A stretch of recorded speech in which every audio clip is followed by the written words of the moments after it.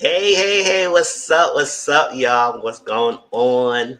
Welcome to the live. I have missed y'all last week. Y'all know last week was Halloween week, so I ain't doing no videos. I didn't do nothing last week. I was watching movies. Last Sunday on Halloween, I went to basically in Queens. So we went to something to eat. We went to this arcade game. We went to this museum. Had a good time. Welcome everyone.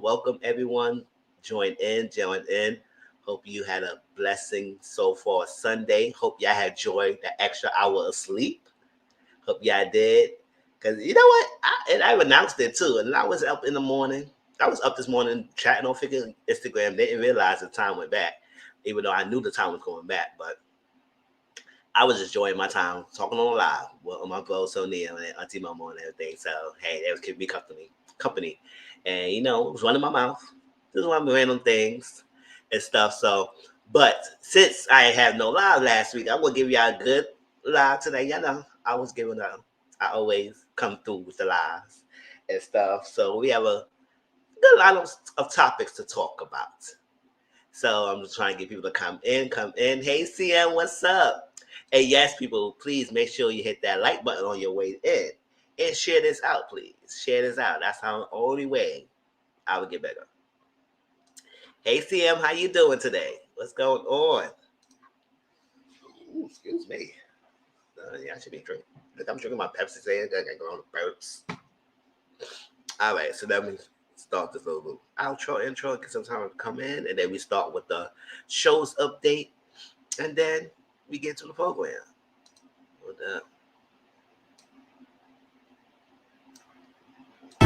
Mizzle Social Corner. I got a question for you. Are you ready to answer? Mizzle Social Corner. I got a question for you. Are you ready to answer?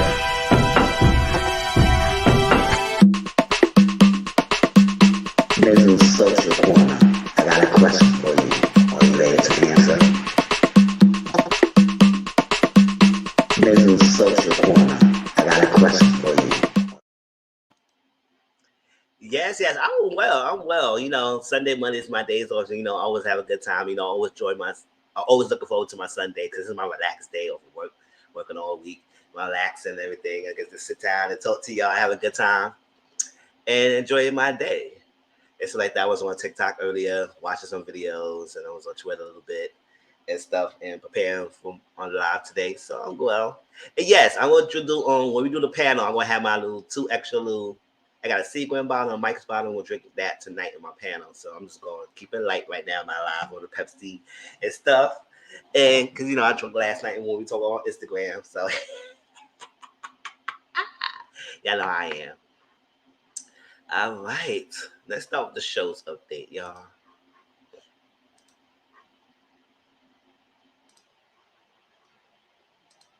Oops.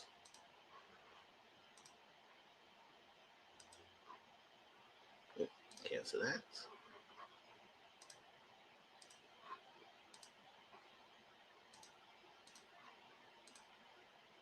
Yeah, I know I've deleted some shows off the list because, I won't be watching that anymore. So let's get it together.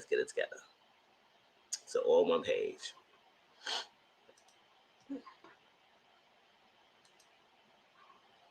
So Real Housewives of Potomac season 6, tonight is I fell asleep last night live. I was drinking. Oh, snap! CM said, oh, Lord, not the drinks. CM, you know how I am with the drinks. Yeah, I told Mama, I was like, what happened to her? She was making all the comments and then she just stopped. Yes. Real Housewives of Potomac. So tonight is the first part of the reunion. So what I'm going to do is that I'm going to do the watch along. So after the panel tonight, if y'all still up with me, I'm going to do the watch along for the episode. It's going to be recorded on DVR. And after the panel, I'm going to do the watch along, talk about that episode, and watch the episode and talk about it. You know how it is. And since I haven't really been doing no Potomac reviews this week, for a while, y'all know how I feel lately. I just was like, nah, I'll give it up. But Let's do that. And then after the 4 parts reunion, we're gonna have a one big live, just talk about Potomac and just get out how y'all feel about the season, how y'all feel about the reunion, how y'all feel about the cast, and whatever you want to say. It is all fair game. Curse people out, rag tag them, shade them, whatever you want to do. So we're gonna have a Potomac live after the 4 parts. But each part we will do a watch along for that. So it's gonna be good. So that's my commitment to Potomac because I do want to see how Nicki Minaj interact with the girls and stuff, and we'll see what they say. Cause that clip, child, y'all know how I feel about that clip. As much they hate that girl, they always use her for publicity. I'm telling you that now. I said, girl, you better trademark. So tonight is the first part, and we do a watch along after the panel, and that'll probably be around like 10, 11 o'clock Eastern. Real Housewives of Salt Lake City. I saw a clip where Mary and Whitney was going at it. You know, Mary is something else. Mary Cosby is something else. She said, girl, don't be raising your voice at me. You're a little girl. Don't be saying, you know, I said, leave Mary alone, y'all. Y'all know she's with the shits. P-Valley Season 2 premieres in 2022 in Stars. And I'm ready for it. Speaking of Stars, Stars has all the Saw movies. Y'all remember Saw all the way 1 all the way to I think 8, and then they had the new one called Spiral that features Chris Rock. It was okay. I enjoyed the Spiral. And this little disclaimer is no connection to the other Saw movies. It's just a whole little brand new thing. So I don't know what they're gonna do with that direction with that movie, but it's on Stars. I watched it. I watched all the Saws.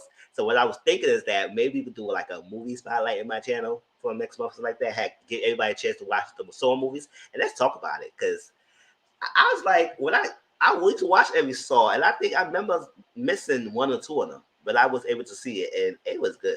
I said, I like how they connect the pieces, how they connect the storylines, how the traps, no trap was the same. Every trap was different. I said, how the hell they come up with all these damn traps in different ways and stuff like that? And I said, Chad, that was a Hey JW. That was an interesting. Saw was really, and to me, it's one of the really great fictional horror movie of their time because it was simple, it was straightforward. It got you thinking, it got you going. In each part, we was waiting for the next one to come out because we wanted to know how to story tie together. And this ties really well. I enjoyed it. So probably we could do like a movie spotlight. So maybe we'll do Saw and let's talk about everything I saw about Jigsaw person, his background story, who he connected, who he recruited, because that was something.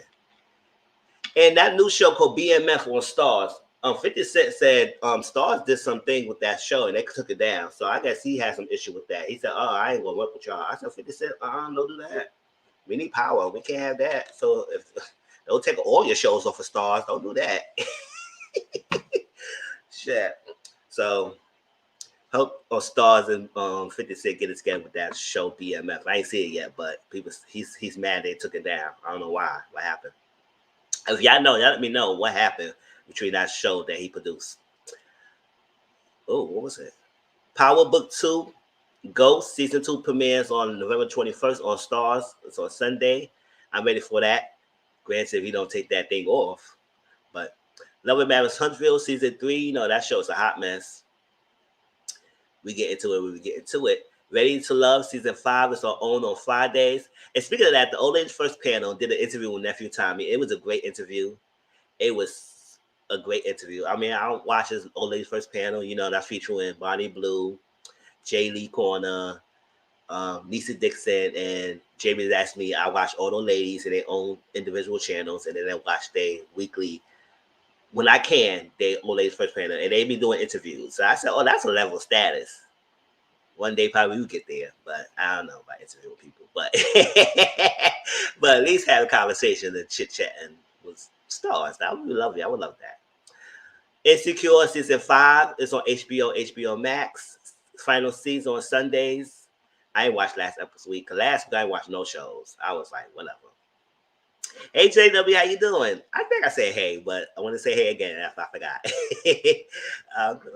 Opolis Prime, how you doing? Good afternoon. What's up? Finally, you catch my live, right?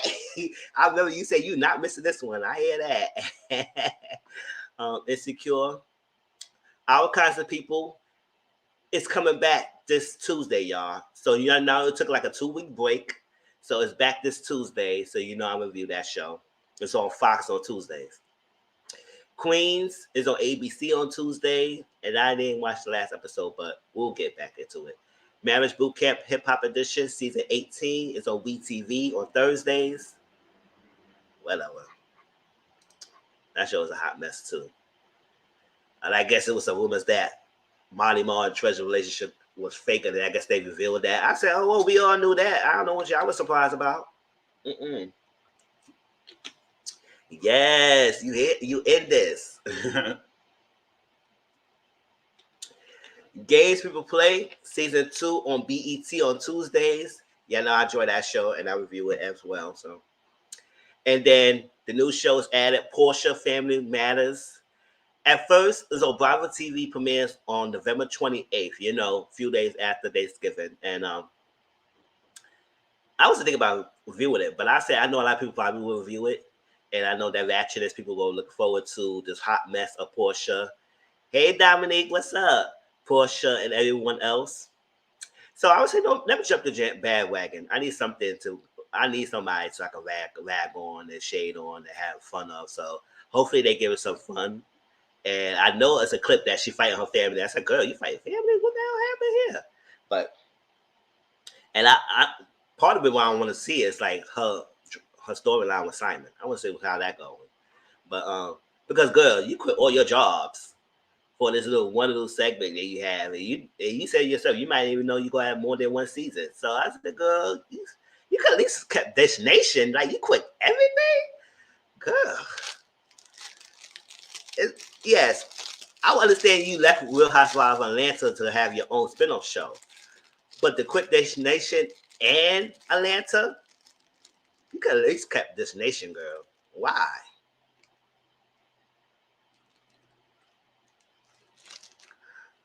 Yeah, but why? Let's kept Destination. You was good in that. It was dingy, but still, you was good. But oh wow. And for you to say you might not get more than one season, you don't even know the show will get more than one season. It's like, girl, you shouldn't quit all your damn income. But oh well. You got that man, so I guess that's what she did it.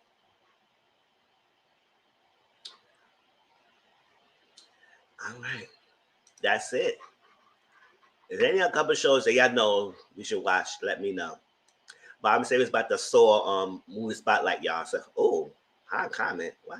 Oh, I ain't having a comment. You're actually watching that mess? I don't know. I wasn't at first CM, but I would say, you know what? Let me just go and see what it's about. Because I know people are going to be watching it. So I would say, let me see what's about. And go watch along of that show and see what's given. If it's not given, y'all know I'm going to drop that show like I dropped a lot of those shows. But we'll check it out. And especially the first premiere, we'll do a watch along. And then I think until Moment Now, we're going to do a live together and talk about that show. So we'll see how it gives. Of course, you better give us something because you quit everything else.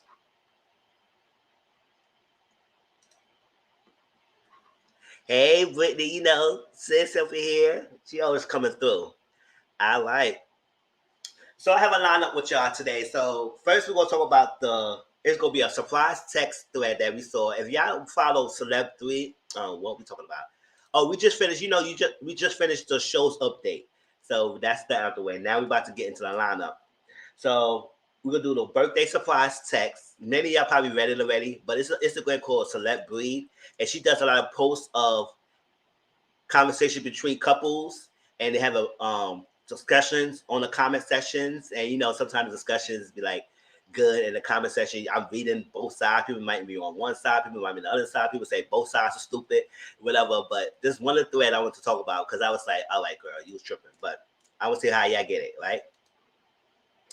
Next, we're going to talk about Amazon got to pay these people money. Amazon be tripping, y'all. That one freaking multi-billionaire, whatever kind of company they have, all this money they making, because everybody shop through Amazon. and y'all want to pay your workers, the drivers, they tips money, y'all better pay it up. So we're going to talk about that.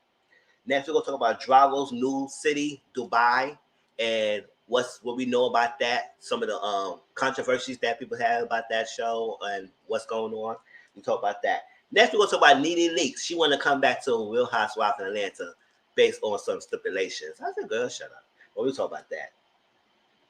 Henry Ruggs third. I know I shouldn't say that because she just lost her husband, but say whatever. You dig your own grave, you get what you gotta get. Henry Ruggs III, y'all know, a young guy. Though he was Fast and the Furious, I think he was auditioning for Fast and Furious, and that messed his whole life up. Messed his whole life up just with that one little mistake that he did. But what he wanted to do. And then we're gonna talk about Summer Walker, her album. How do you feel about the album?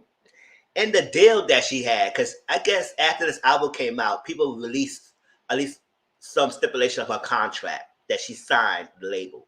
And I said, girl, why?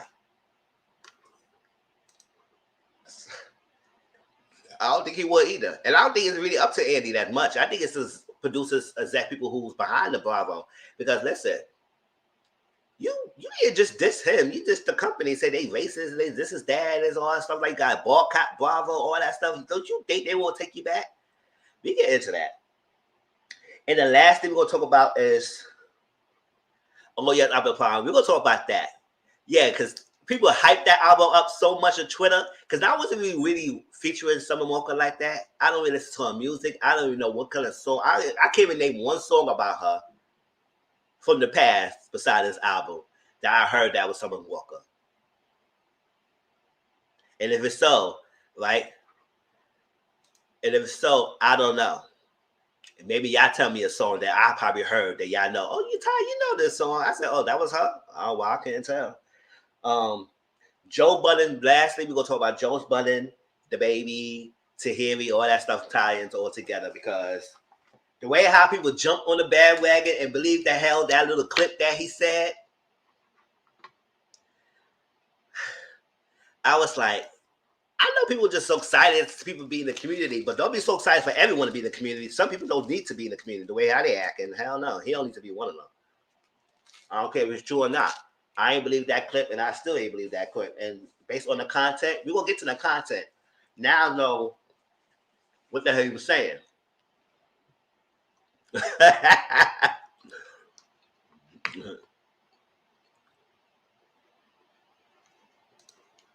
can't get through it. I forced myself to watch because I said I need to talk about the review. I like to talk about the album, so I forced myself. Now I may not go to each song down each one by one on this live because I couldn't get into the songs like that. But I'll talk about overall how I feel about the album. Over it, and her EP was good, but Put On My Grief, that's about okay. Let's see. I just want to hear the prayer child. Oh, everyone did that. Yes. Yeah, so let's start with the first thing, y'all.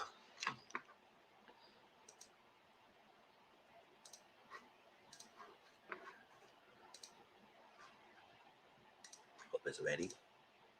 Hope it's ready. Can y'all see that?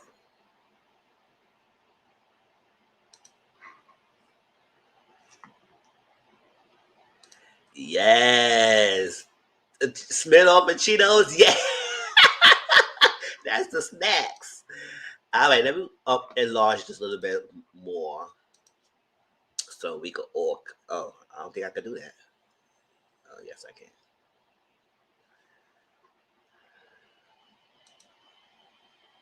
So once again, the Instagram person name is Celeb Breed, and she posts a lot of texts and things. And I think also she does a lot of things. I talk about mental health and stuff like that. So if y'all follow her Instagram, she give a lot of content. And I think sometimes if y'all follow Jamie, that's me. She's one of the ladies on the Old Ladies First panel, and that's one of the YouTubers that I watch. She does a lot of this is messy kind of segments, and she get a lot of her text message segments from this lady. So it's like she gives a lot. So I was like, all right. So I want to read this, and I said, let me talk about this one because it was interesting. I see how y'all feel about this. Because overall, like some people don't like surprises, but some people's like, I don't mind it. It's like, listen, you do something for me and it's something special. You take your time out of your day, your time to plan something for me. This at least give me a little hint of what I'm looking for. It's like it's a casual day, it's a dinner, it's a food, something like that, then I'll be okay. But sometimes when you do surprises, you don't tell the person the truth. Like you need to let them thinking and guessing. But let me read it so I won't display. Happy birthday, beautiful. She said, the guy is the white and the girl is the green. All right.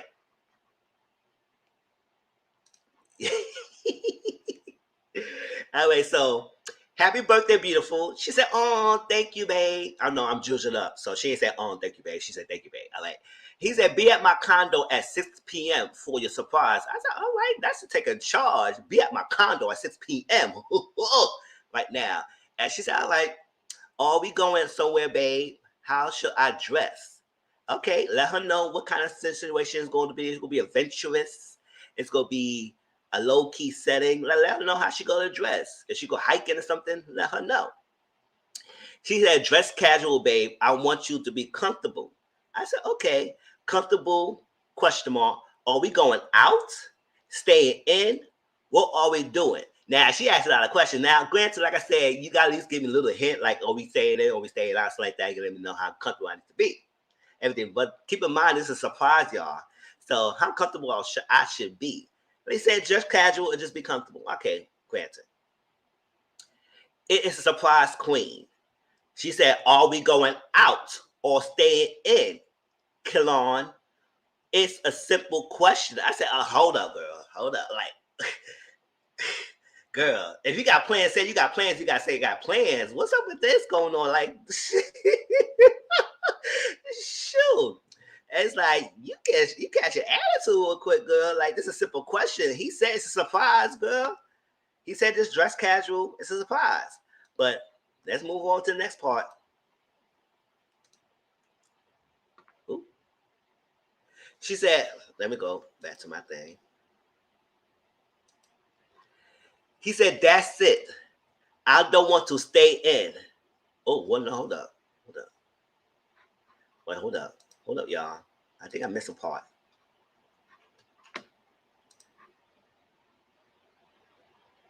Oh, okay. I know I missed a part. He said, stay in, babe. I cook your favorite meal and bake your favorite cake. I got you a gift too. I said, oh my gosh, that's nice. And then she said, that's it. I don't want to stay in. It's my special day. I want to go out. Why are we going to that new restaurant on the 8th? I left flyers in your car at condo. Now, she was dropping hints. Yes, right, JW? She will drop the hints. And granted, some people will pick up the hints that you're dropping them. But granted, he don't want to tell you surprise. Now, I won't try to tell y'all exactly what's going on. But it's a surprise. So he had to lie to let you not think about it. It's like, for example, I have my niece, right? She's 24. I don't guess we never really had a birthday party for her. And we was like, we never had a party for you. It's like that. So I stopped. I think she mentioned it. So we all gathered together and said, let's have a party for her. And we didn't go tell her. Like, we would say, oh, yes, you're 24 years old. We go to the club. We're going this. Like, you grown. You could go with us like that. We go to the club. Now, all this time, she's thinking she was going to a club. All this time. Everybody would tell her, oh, yes, we're going to meet up this time. We're going to this club. Yes, we're going to all stuff.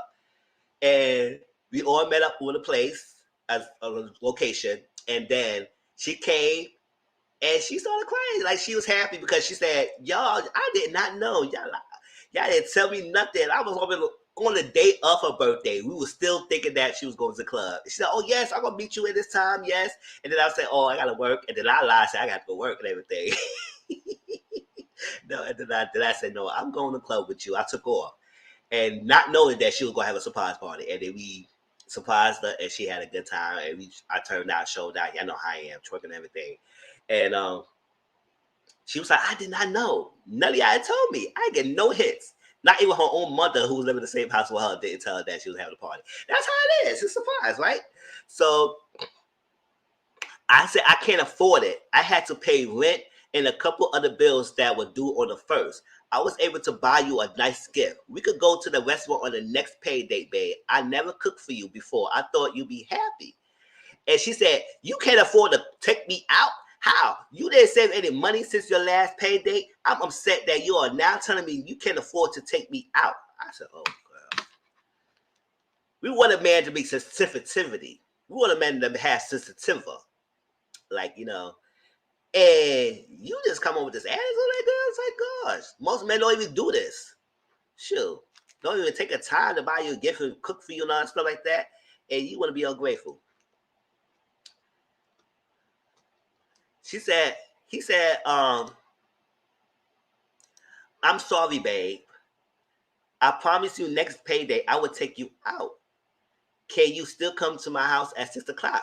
Babe, come over at 6 o'clock. Save and block the number. But man, pretty area. See, y'all, we all on the same page, y'all. Because I was like, for real. And then she said, oh, sorry, babe. My coworkers are taking me out after work instead. There's a bar 15 minutes from my job. They're buying me drinks. I see you tomorrow, okay? I said, oh, so you were doing all that because this tells me that you already made plans for your birthday. And you wanted to see what your man was doing for your birthday, so you could probably drop the plans with your coworkers and go what he was doing.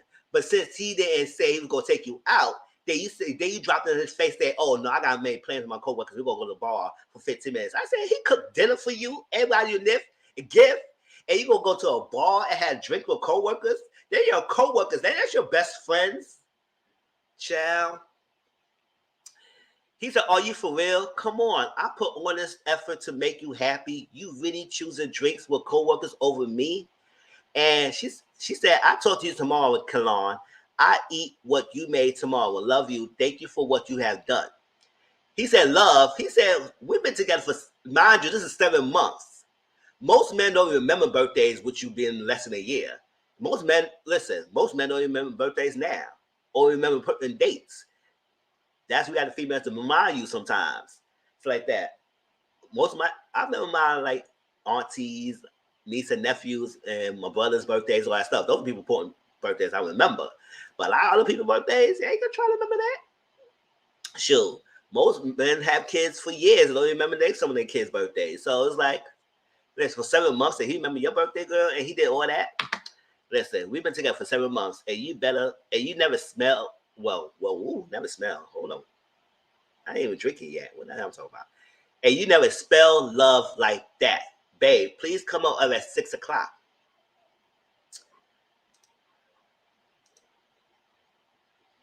She said, talk to you tomorrow. He said, you serious? She said, yes. And that's what happened, y'all. That's what happened. Mine just maybe it was a surprise.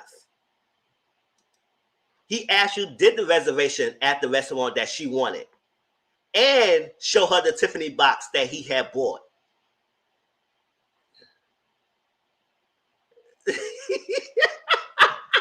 Right, JW? Not Nene response, right? He actually did the restaurant, but he wanted to surprise her, so he lied and said, no, I'm cooking dinner for you, and I have a gift. Because he don't want to tell her what the surprise is. When you do a surprise, you don't tell the person the real thing. You lie a little. You do a little fib lie to get them going and say, what lie? You might get a little bit mad and say, why you can't tell me this about? Why you can't tell me? But you might go along with it because you know they put the effort to it. And then you get the surprise. They say, oh my gosh, thank you. I love this. See, that's how it's supposed to be, right? And look what happened. Look what she said. He said, oh, have fun with your coworkers. I canceled the reservation and I take back the gift I got you. At least I know if I hit tough times, you won't be there. Enjoy your birthday, love. She said, wow, so you was lying the entire time? I'm warned for being honest. Kalon, pick up. Kalon, be an adult and pick up the phone. Babe, I'm good, love. Babe, please pick up the phone. I'm coming over now. I'm not there. I'm going to Tiffany's to get my money back. We good. She said, shake my head. Fine, they lose my number. We playing childish games. He said, thumbs up. That's how to end it, y'all.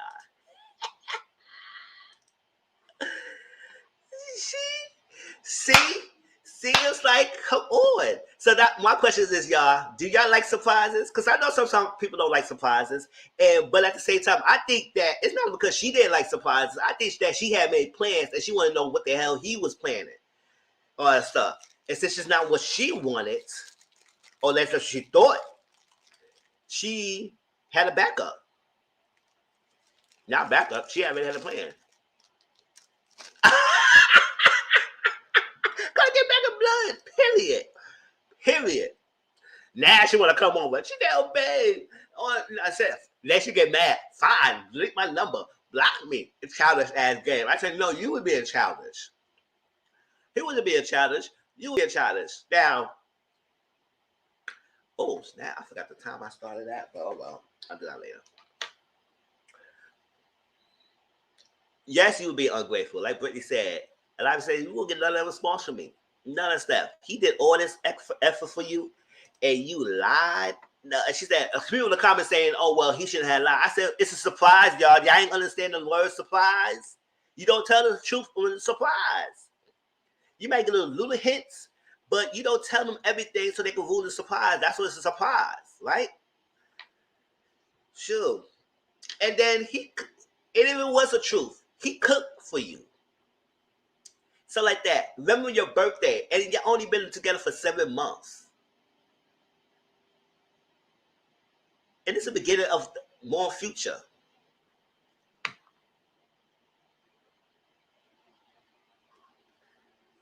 Sure, I love a thoughtful bed. Yes, we all want that. And then when you get that, then you do this type of stuff. And now this guy goes like, you know what? I ain't doing no more surprises for females because he now he gonna start getting mad and start hating other females because this female was ungrateful. I said, don't do that, boo. Don't do that. Because people over here wants the surprise. Sure. I would have went to the restaurant and had me a good old funky time about damn. Like JW, I said, I didn't cancel this reservation. Not today. I'm ready to go there myself, eat by myself like that. He said, what's going on here? And yes, I wish your friends would take pictures. I said, yeah, I'm at the restaurant. That's how I was going to take her. And she ain't come. So, oh well.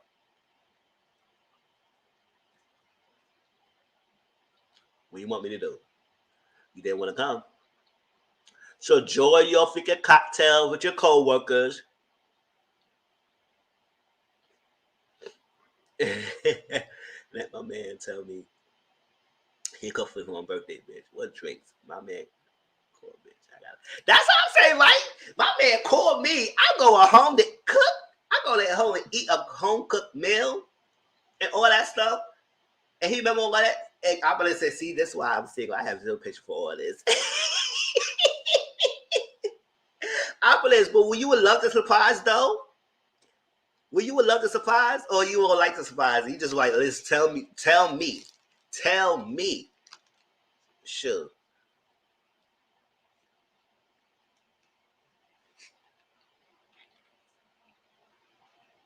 That's what I say. I was skedaddle, and it's your coworkers. It's like I said, oh, bye, y'all. I see y'all work tomorrow. My man cooked for me. I'll see y'all tomorrow. She's like, you said we were going to the club. I said I was going to the club, but my man cooked for me. Mm. Yeah, like, see, just say you have a surprise. I'm down.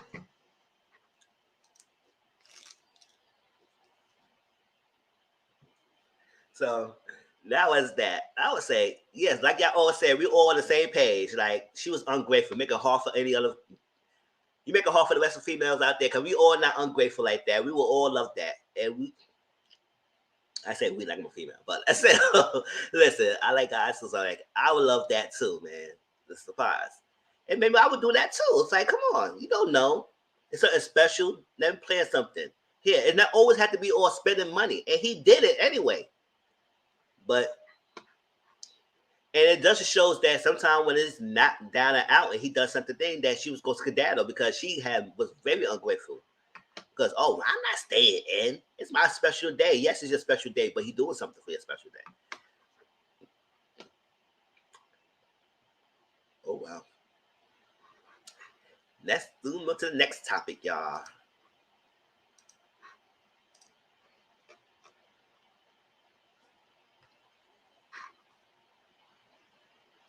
Yeah. This on Instagram, y'all. This her name. Celeb breed. Celeb breed.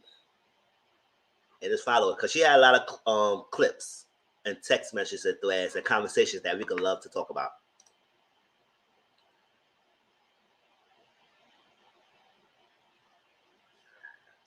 Y'all, what's up with Amazon? What's up with Amazon, y'all? What's up with Amazon?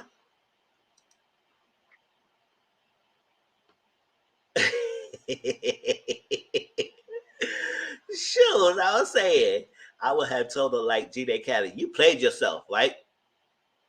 You not smart, girl. You not smart at all. I love surprises and shit. He could surprise me. That's what I'm saying. Surprise me, shoot. For real. Well, she'll learn today. Oh, it's an Amazon 3540.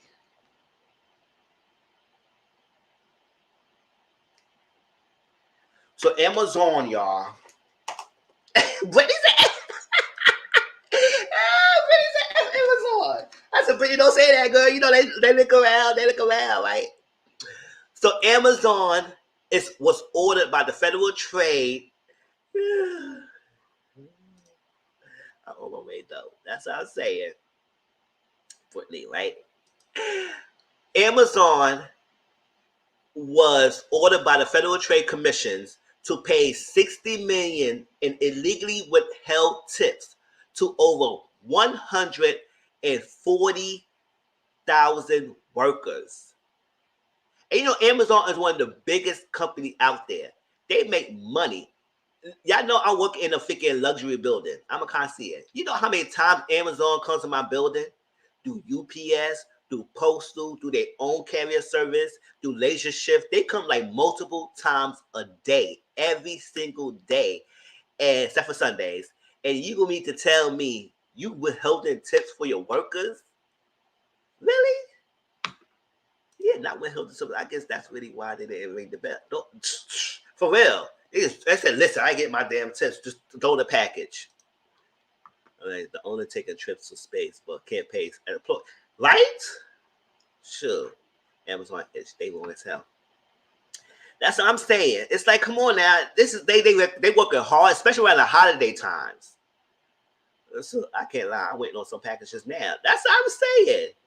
Sure. And I'm ordering for Barnes and Noble because I'm waiting that new Housewife book that is out. But I don't get to Amazon because people say they tricking people on Amazon. People getting their fake books through Amazon, so I'm gonna go to Barnes and Noble or another bookstore to get that book. But we don't need to raise for real. But Amazon, especially the holiday season, baby, we will get triple the package that we getting now, especially around it's coming up, Black Friday and everything, Christmas. Amazon will be working overload. But let's read what they said. Amazon had just been ordered to pay up in a major way following a recent decision. Oh, let me see. No, hold up. Hope I can see it from here. Oh, let me blow it up so I can read it from here.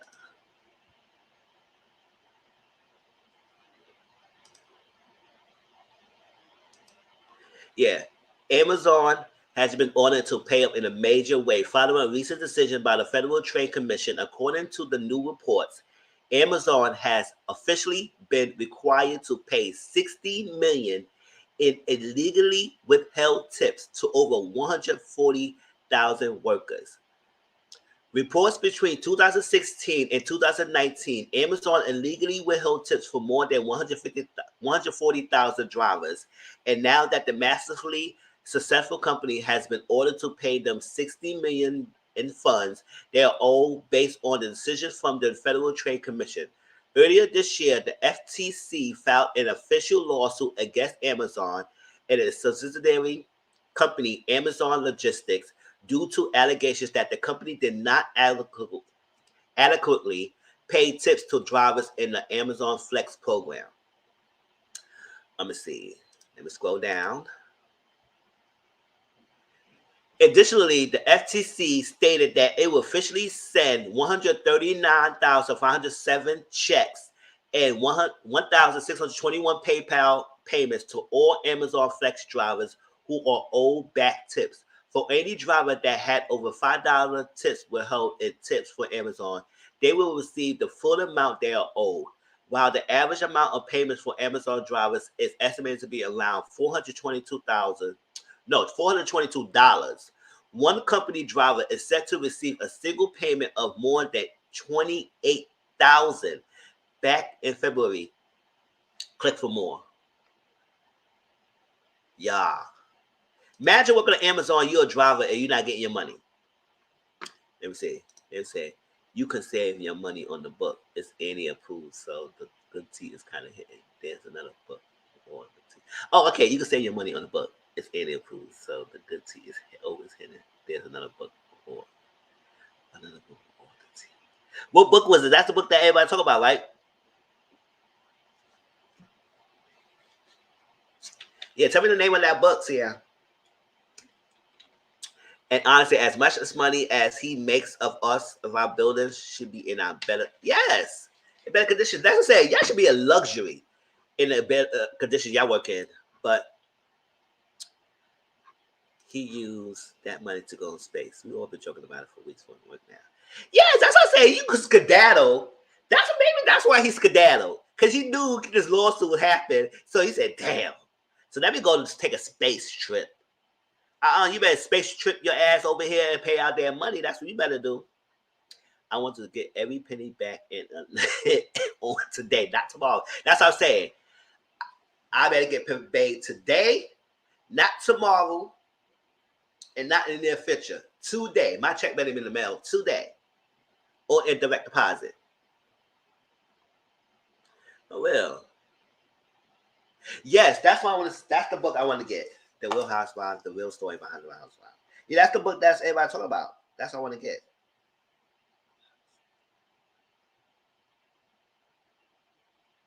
The real story.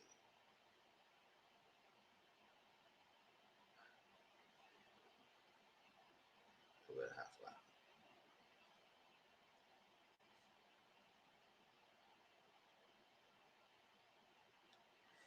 Thank you. Yep.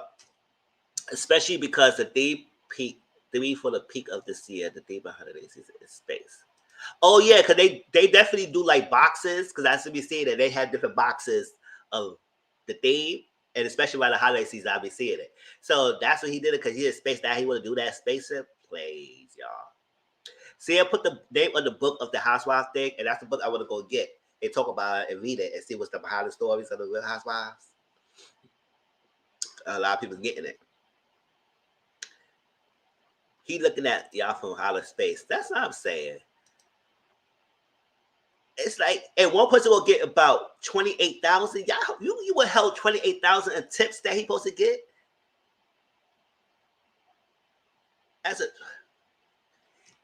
child. Because I think for drivers in the flex program, so I guess every delivery they make, they had to make a certain amount of tips. So they be driving and delivering tips. And some of the people get on driving, because I've been seeing some workers carts with bins, and they walk with the carts to build big things. So I was like, yeah, pay these Amazonians. Pay these people, y'all. No, don't be doing that. All that money y'all making, y'all can't pay y'all people. That's what I'm saying. Like, y'all, we buy the body. Amazon leader, where's my check? Where is my check? With Flex, especially in groceries, the tip is automatic added. That's what I'm saying. Yeah, the Flex program. So that means every time you make a delivery, it is a tip amount included to your thing. So those drivers be working hard to get their money, especially around the holiday times. And not even the holiday times, they work hard every day because they be coming to freaking buildings multiple times. So imagine that each thing adds up, and you're not paying these people their money because of what? You being cheap? No, you got money. Shoot. Where is my money, Amazon leader?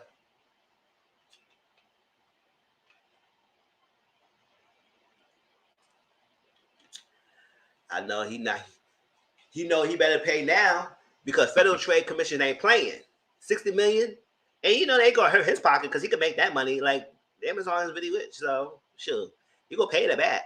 But he know next time he better start paying people their money. Sure, he better not, he won't get no lawsuit again. No more lawsuits. He said, "Gosh, 60 million? They got me." And that's when he went on space. I said, "Oh, you better space trooper over here. With the Power Rangers, with the Power Rangers space, beat your ass right back at Earth." Sure. Power Rangers space. You better get that guy and tell him come back at Earth. Way nicer than me. I took this ass to the Judge Mathis. Oh my gosh. They get fined too. I always put my employees and my money funny. That's what I'm saying. Money funny, everything. Power Ranger lost Galaxy. Power Ranger in space. Beat his behind back at Earth and let us get our money. Sure. Yes. Not Power Rangers. Call Zordon. Zordon called his troops and said, "Listen, you better get the Amazon leader down here because he ain't paid his $60 million. So the workers say he was with him to text." He said, "All right, no, we got you, Zordon. It's more for time and get him." Sure. Mercury.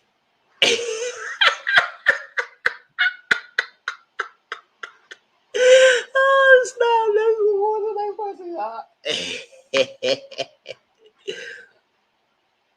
Anything else for the on Amazon? I think we all done with Amazon people, but Amazon, pay your people, and next time don't be doing that. Don't withhold. If you have a program and these people sign up for programs, and listen, around this time people need to work. Listen, people leaving their jobs because they gotta get vaccinations, stuff like that, stuff like that. People probably won't work, so they could probably go to Amazon and get some money. I say this about Amazon all the time. It's great to want to do as much with his company, but the problem is he needs to think about how he's going to get it done. That's what I'm saying.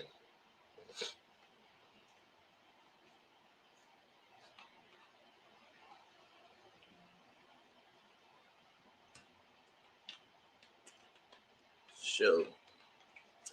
All right, y'all. So that's done with Amazon.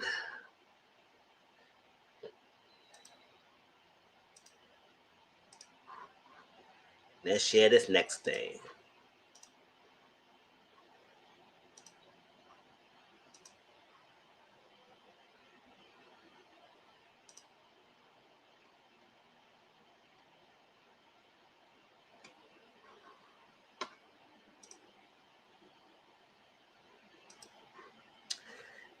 So, y'all.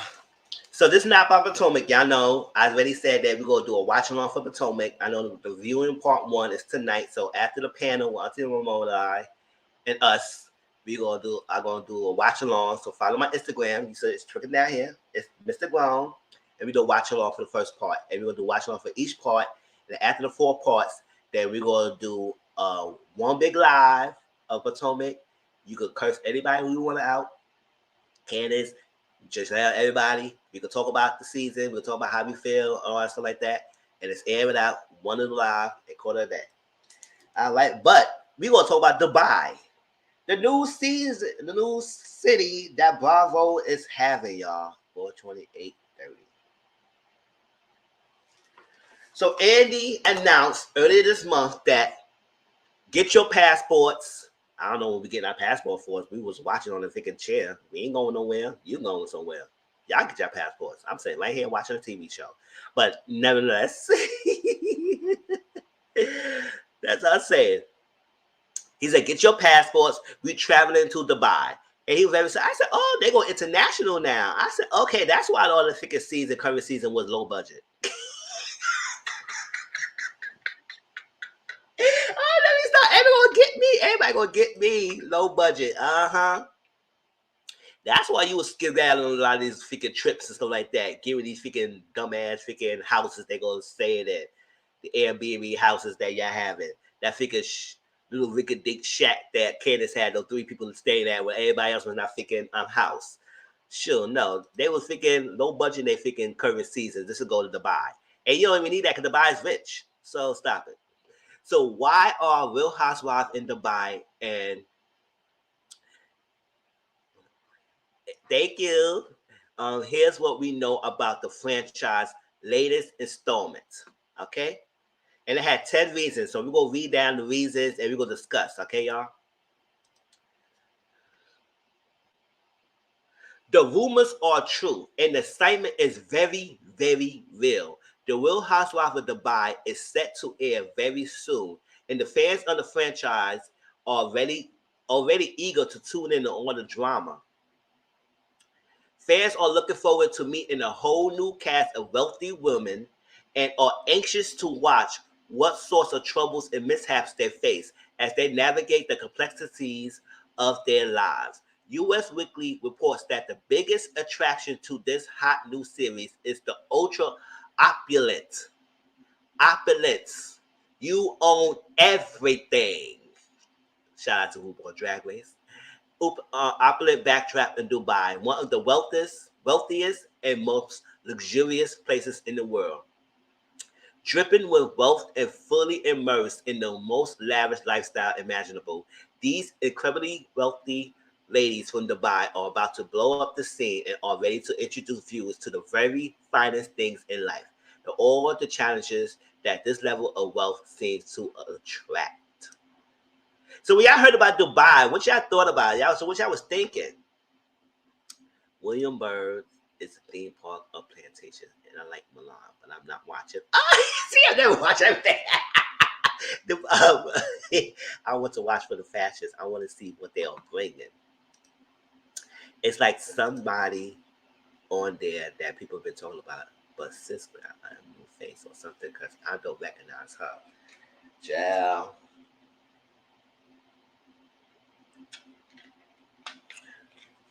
Instagram models push. Yes. All right, so Bravo number 10. Bravos go international for the first time. Oh, yeah, they want the fans to pick the hashtag. Hashtag RHO Dubai or hashtag RHO DXB. I don't know what DXB is, but whatever.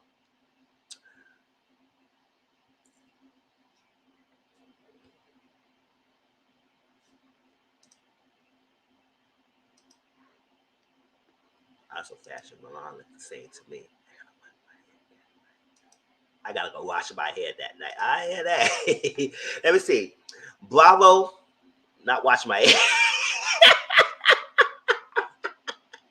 Bravo is no stranger to bringing drama to the homes of viewers across the globe, but this is the first time they actually taken the foundational elements of their show to an international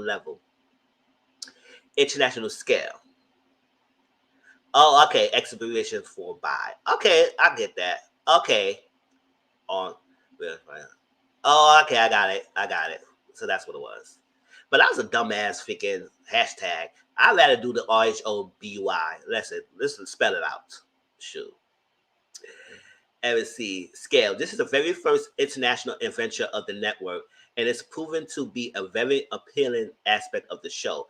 Fans are already magnetized by the sheer opulence that surrounds this new series and are looking forward to catching a glimpse of the finest architects that the world has ever seen. That's what I want to see.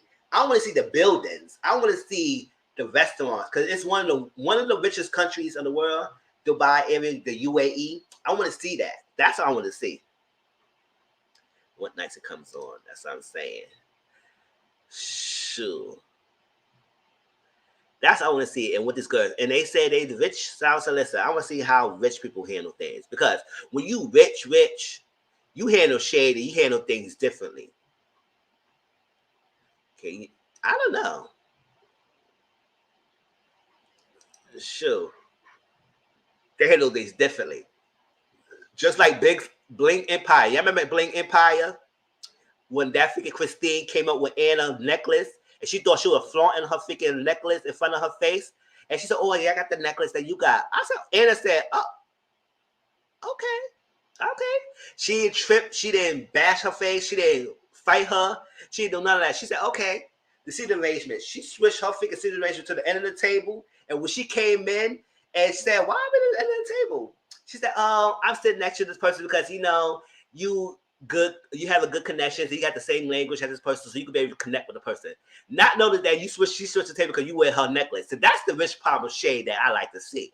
And I was laughing because that girl was pissed. And Anna was like, oh, you said that table, girl? Sure. I'm not, look, don't try to come in my face with no necklace and try to flaunt that you got the same necklace as me and throw it in my face. No, I put you in the end of the table. And that's what the hell she was. And if y'all didn't watch Blink Empire on Netflix, watch it, because that's how they show you. And they all was friends of they're all friends, and that's how make it so interesting. And it was not even raw dawn, low cut shade. It was light, rich shade. That like that's rich problems, and I wanted to see that because that was funny to me when she did that. She said, "Oh, my necklace, girl, you sit at the end of the table," and she said, "What's at the end of the table? Oh, you could talk to this person. You got connections with them." I said, "Oh." Y'all know y'all saw that, right? Because we was cracking up. I like, it's gonna ooze opulence. I said all this overselling this opulence, it better show it because I would be pissed.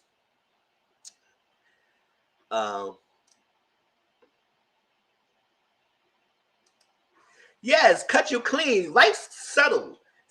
That's the type of shade we see. And that housewife supposed to be like that. The whole premise of Housewives was fabulous, shade, fashion, and stuff like that. And it's supposed to be the up echelon of woman, high class woman. But I guess they missed the memo. Some of the cities missed the memo. But oh well, that's Annie's fault. I know Annie gonna get me. I said I'm a small group so well, so hey, I can say what I want. Like, Dubai is credited as being one of the most highly esteemed and sought out regions of the world. This is an astounding amount of wealth in the region and is considered to be one of the finest places on earth. Dubai is the it place that has attracted the ultra wealthy, tantalizing the rich with one of the finest cuisine, jaw-dropping structures, and a wild nightlife scene. The women on the show are accustomed to living a fantasy lifestyle surrounded by the best of the evening, no best of everything that money can buy, oozing opulence with endless possibilities. The lifestyle of some of the wealthiest couples are exposed, and the results promise to be shocking. Oh, okay. The cast is being kept a secret.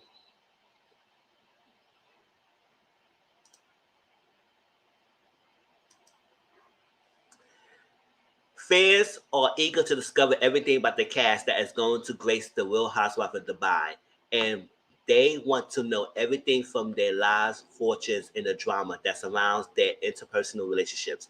It is in an interesting twist. Fans have learned that the producers of the show already picked the cast members. But they are hiding the information as top secret and aren't releasing the names to the fans just yet. Those who are interested in learning more will just have to wait. Basically, have to wait, basically. And they're not releasing names. But fans want to know that if Carolyn Stanberry will be part of the cast. Because since I've been reading Dubai, this name has been showing up a lot. And if y'all know her, y'all tell me about her backstory. Because I keep hearing, oh, is Carolyn going to be in it? Is Carolyn going to be there? Carolyn Stanberry. I know she wasn't in Housewives in Melbourne. But that was not one of the Bravo's televisions show. That's not one of Bravo's shows. So everybody saying that they want her in it. So I was like, oh, okay, she must be really good then. Y'all want her there. Ooh. What happened? So Carolyn Stanberry.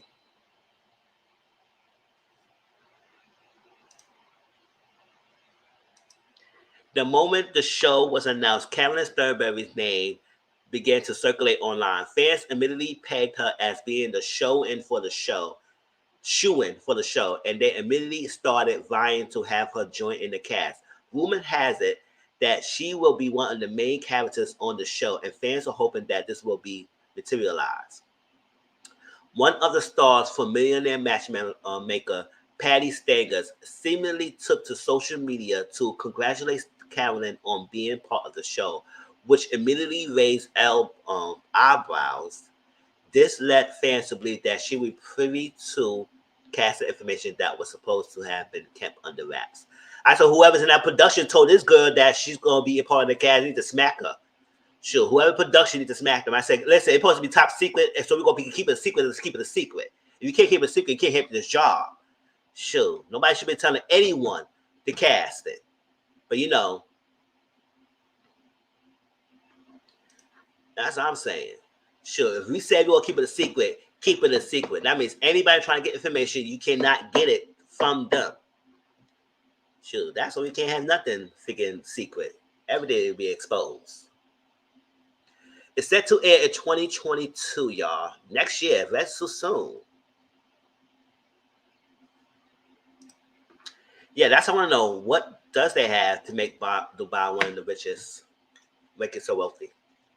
Excited fans won't have to wait much longer to catch their first glimpse of the series. Bravo's has revealed that the Real Housewives of Dubai is set to air at sometime in 2022.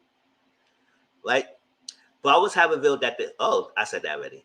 With the release date of fast approaching, fans have already started clearing their schedules and making plans to binge watch every episode. I mean, they can release everything in one time unless they're going to wait a while before the reunion and then you binge watch it. Given that the premiere episode will be released very soon, this surely means that the cast has been hard at work behind the scenes and has the production staff. The big reveal has left fans eagerly anticipating the start of something great. Oil. Okay, they got the natural oil. All right. Oil company. Hey. I don't want to see it. I want to see if these ladies are rich. Like I want to see if one of these ladies are owner of buildings, if they are architect themselves. Like, we need to see something different. I mean, yes, they're housewives, but I want to see these ladies are not just housewives of their money. I want to see they're housewives of their own businesses, and they just became housewives. Like that's money, y'all.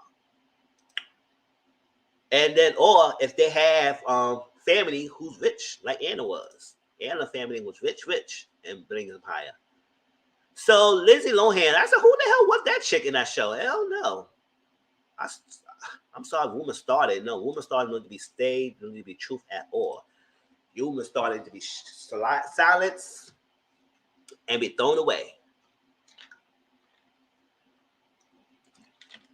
All right, yeah, that's what I want to get to, right?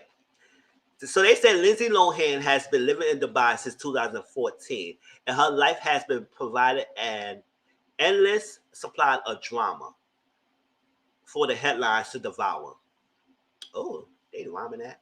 Living her luxury lifestyle to the fullest, Lohan was quickly pegged by fans as being the perfect cast member for the show. Why? Annie Cohen teased the idea that stated that she will have a lot to offer to the series, but not long after the statement has made, it was confirmed that Lohan said they didn't reach out to me. That's basically what she said. They didn't reach out to me and nothing like that. So I don't know what to tell y'all. So this part I was wanting to talk about, y'all. So the backlash. It hasn't aired yet, but the show is already facing backlash. If drama is what they seek, and the producers have already succeeded at causing waves, and all of this is happening before the show even airs. Unfortunately, the series is getting attention for all the wrong reasons.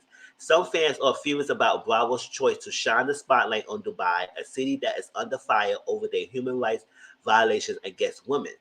The area is plagued with restrictions on women's rights, and people aren't thrilled that Dubai will continue to be promoted to Bravo's audience.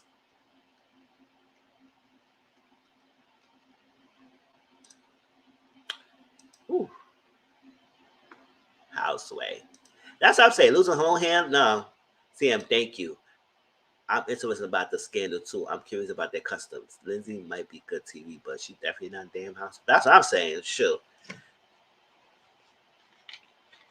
I'm tired of rumors started. Yeah, rumors started with your name and you're not gonna be part of it. Hell no. Sure. So yes, they say about the women rights. So I don't really know much about Dubai to say it, but when I was reading about this, a lot of people was bringing that up. A lot of people were that it was not much great for women rights, and also it's not really heavy on the LGBTQ allyship. They're not. So, and that's what people thinking that Andy's a hypocrite. I say, you one of the biggest gay people here, and you gonna have a city that's not really promoting y'all. Why you go to that city? And you know, sometimes Andy's having blind eye thing. He just turned it a leg. He to the left, and Lilo ain't it. That's what I'm saying. So I was like, I want to know if they're gonna touch some of the social aspects of UAE. Cause they're gonna be United Arab Emirates. If I say it right, if I didn't say it right, yeah, correct me on Emirates. And I think my cousin's there, but maybe it got better or not, or if it's still not that great. Maybe it's gonna be only certain places they can film at, whatever, and see. And I mean, if they've been on production for a while and they got this air light and green light, I guess they work out some way to make it seem like this is going to show the wealth part of it and not too much of the social problems that's going on. But that's make part of the show, right? Especially if some of the ladies are facing some of these issues right now and they own coming live. But that's how you make a good show. You see the authenticity of what's going on in their country. So the show features a Kim Kardashian lookalike. I said, oh my gosh, why? No, I don't watch a Kardashian, so that's why I'm making that little face like that. Sure, I don't care. No, Kim Kardashian is not on the show, but someone that looks like just like her is. Leaked documents have revealed that one of the rumored cast members of Dubai goes by the name of Sarah Al-Mandani. She is said to be the doctor that practices in Dubai, but it's not just her career that draws fans in. She also happens to look a whole like Kim Kardashian. The resemblance is uncanny, and the similarities are bound to look. Oh, excuse me. Are bound to hook fans into wanting to learn about the soon-to-be reality star as she journeys through her spirits with her other housewife. Ooh. So Kim Kardashian looking like us, the whole thing. We'll see. Andy Cohen is being grilled over accusations of hypocrisy. Oh, so what are they saying? Andy Cohen is the excited host of the new series, and he is full of excitement over the dramatic, over-the-top content that the show is poised to generate. Staying true to the explosive, dramatic reputation of the series, Cohen happens to generate some controversy on his own. USA Today reports that the fans are slamming the openly gay talk show host for his participation of the show, given the fact that Dubai is known to discriminate against the LGBTQ community. In Dubai, it's actually illegal to be gay, and they criminalize all forms of gender expression. Fans were quick to point out Cohen hypocrisy. Like I said, sometimes look for Kim name. Look for Kim name in the credits. That's what I'm saying. Like Kim Kardashian lookalike. Hope they ain't people gonna jump on the show because they said, "Oh, Kim Kardashian." I said, "No, y'all. It's Kim Kardashian lookalike. Don't be too eager." And I guess they're gonna try and look for and see who she is. But how y'all feel about that? I mean, sometimes Andy, I don't know. Like I said, I don't know too much about Dubai discrimination of the community, and if so, it sucks. But there's a lot of many countries were out there. So if Dubai becomes successful, maybe he will choose another area that's successful in his own rights. It'll be more friendly in the community. So we'll see. But people say he's a hypocrite because how you be full fledged, but you go to a country that doesn't support your kind. But that's Andy for you. Andy pick and chooses what he want to be excited about. The Real Housewives of Dubai teaser video is getting lots of attention.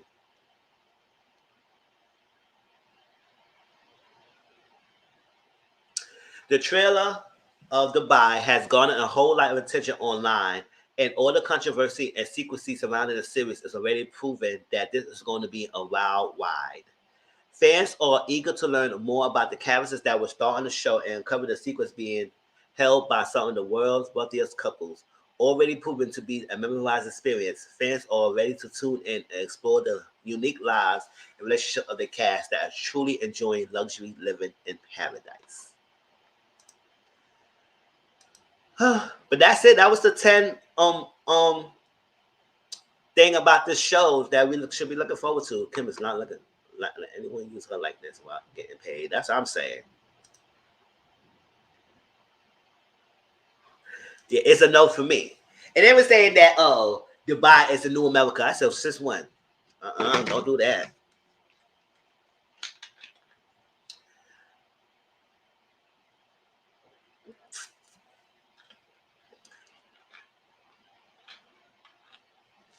That's what I'm saying, right, opulence? So, like I say, I don't think he's bought it, and I guess we shouldn't be bought it too, right?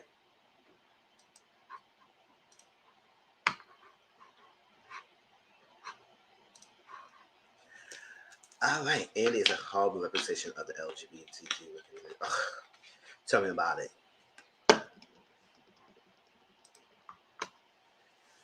Tell me about it. All right, y'all. So next, who's this thing? Let's do this.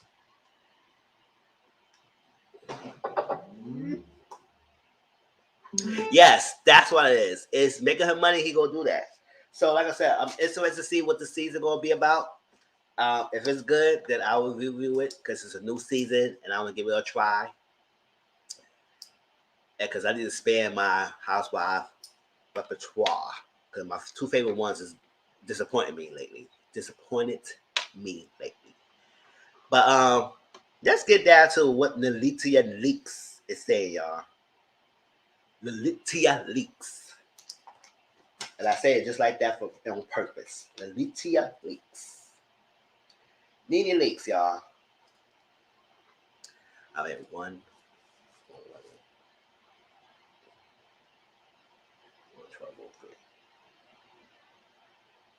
So I'm going to play the clip that she had on the reel. Lonnie Love and Garcelle interviewed her. And this is what she had to say. Okay, Nene, let's talk about the Real Housewives of Atlanta for a moment. It looks like the cast is confirmed for season 14. Now, Sheree is returning, and Marlo finally got her beach. What do you think about the cast? I honestly don't have any real thoughts about them. I know all of them. I've worked with them all. Mm-hmm. I think they'll do a good job. So yeah, they okay. You see, why you gonna do some shade like that? They okay. Nene always does some shit like that. She always. Why you gotta say, they okay? Now, are you okay? We didn't forget what the hell you said about the company and Andy, so are you okay? Sure. Coming on TV with your cake face beat up like that. Beat to the gauze with the face like that. Nose pointing like Pinocchio, and you say, they okay? No, you okay. Are you okay, girl? Let's move on. Okay, well, the question that people really want to know, Nene, you know it. Would you return? Yes, Nene. Yeah, sure. I'll return to the show. I'm okay with returning to the show as long as, we can work through a few things. I'm happy to return to the show. And besides, I have a lot of unfinished business with a couple of them that they confirmed on the show. Like what kind of business, Nene? What could get you to come back? I think Andy and I were really close for a really, really long time. And I love Benny Boo, and I helped pay for his baby shower and all those things. I think that Andy and I need to have a sit down and talk, and then we're off to the races. Well, hopefully you will be back. I know Andy, he's a great guy to talk to. I mean, you could say that for sure. So let's see what happens, Nene. We wish you well, and we want you to come back in studio to see us, okay? All right. So, Nene Leakes said that she will come back to RHOA. She will come back to Atlanta, but it got to be a talk with Andy and get some things together. So let me see. All right, granted.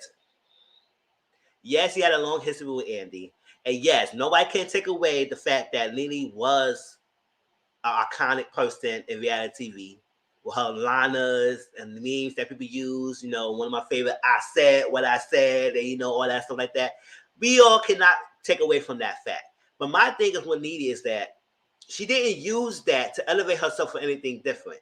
She has a restaurant in Atlanta, which are people saying that is doing well, but at the same time, she kind of burned her bridges, and she didn't segue that to something else.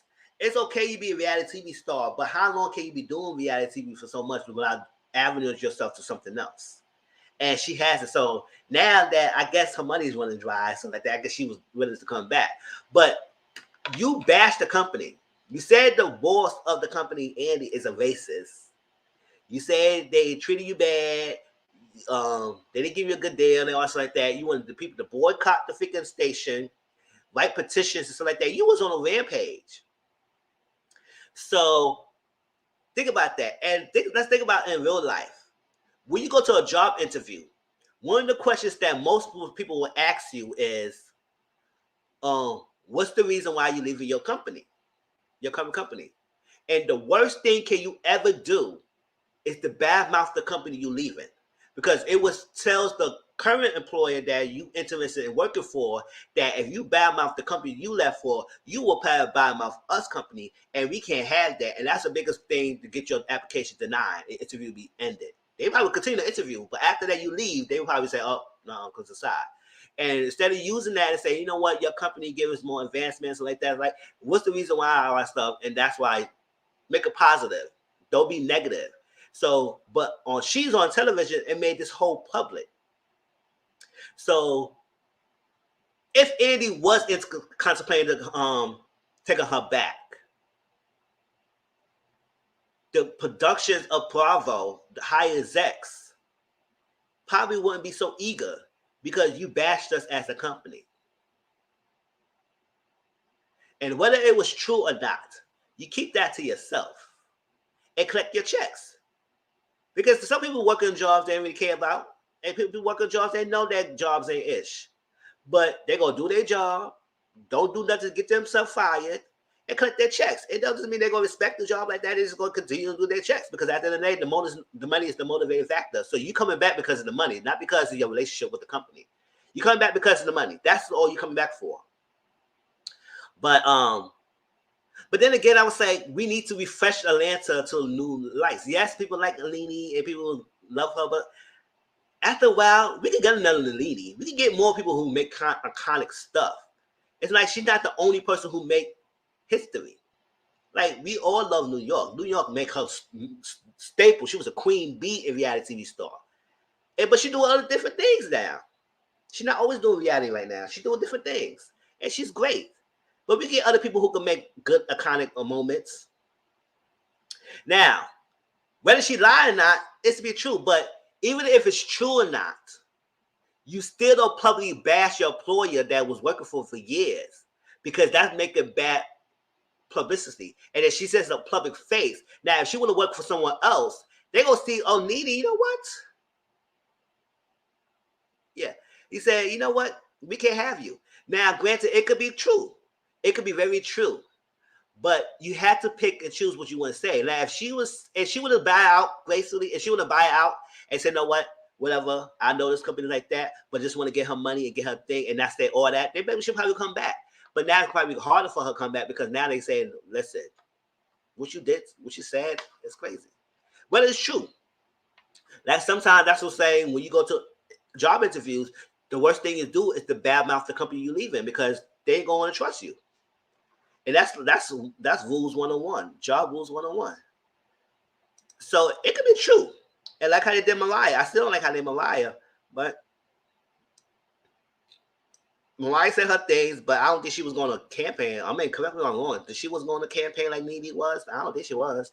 Mariah just said her stuff It's private behind the thing. But she did. But they picked hold of her. Ooh. Picture hold of her.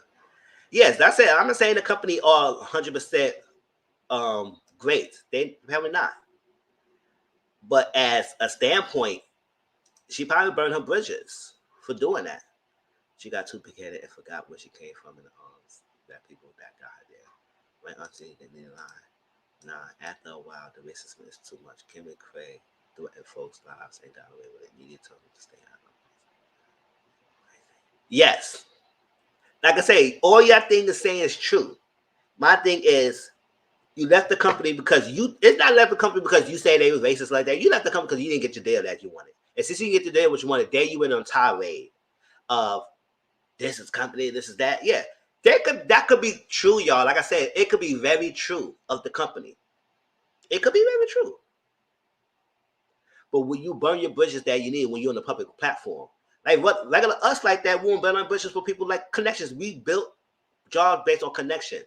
Now, if we going around baffing the people that we make connections with, don't you think it will not get back to the person you make a connection with, and then people ain't gonna trust you. They ain't gonna try to refer you to other jobs, refer you to this because you out here bad mouthing the people that you try to make connections with, or you do dealings with, or you work for us like that.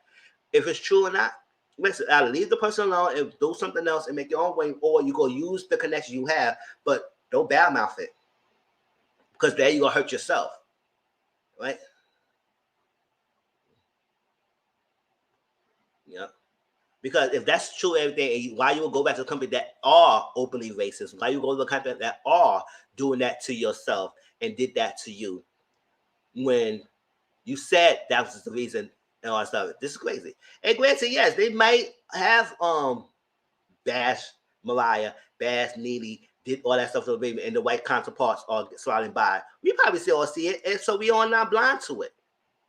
But if you want to work there, then you have to pick and choose what you say, because now you're on a public platform and they probably know. And now if you probably walk to another station, they will say, oh, well, she will have no problem bashing us too. It's like that. So granted, a lot of us have companies that we probably worked for in the past that we couldn't stand. You couldn't stand the boss, you couldn't stand the company, but you held that to yourself and you kept it moving until you find something better. And when you find something better, deuces. And that's it. You don't look back. That company doesn't care about Andy. Otherwise, Candace will be gone. He be gone soon due to public of that knowledge. He knew about sexual assault and did nothing. Child, tell me about it. And I read a clip in that book that he said that Corey, whatever that Kim's husband or ex-husband, he had a gun toward the reunion, but they took the gun away from him. But he brought a gun to the reunion. What'd you bring the gun to the reunion for? What, you want to shoot Andy or something like that? Because what? What happened? She threw a temper tantrum when things didn't go the way she wanted to. Yes, I feel like Dubai might be the last franchise he eventually play himself, trying to exploit others. Yeah, but let's be real. If she got back on the show, she would be better. So that's somebody trying to tell. Yeah. Oh yes. I say yes. Granted, we all love Greg, everything, and we probably tolerate her because of him. Because listen, he's most favorite. But you can't use that all the time, girl. So he playing himself trying to exploit others. Yes, Opulence, I agree. He is playing himself. And see, I mean, you're right. It's like Andy, it couldn't be a face of Bravo, but he doesn't make the wholehearted decisions. People higher up than him make the wholehearted decisions. That's what some people are staying. Yeah, like Sam said, that company don't care about them because Ken will be gone. They be gone soon too. Yes. So he don't have the final say at the end of the day. And the company like Candace and Kenya, despite what people don't like her or hate them and stuff like that, they know these people are making them money. I mean, sucks that it is. And two, they decide, they say, you know what, let's leave this company. We're going to do something better. And they both can. They both can.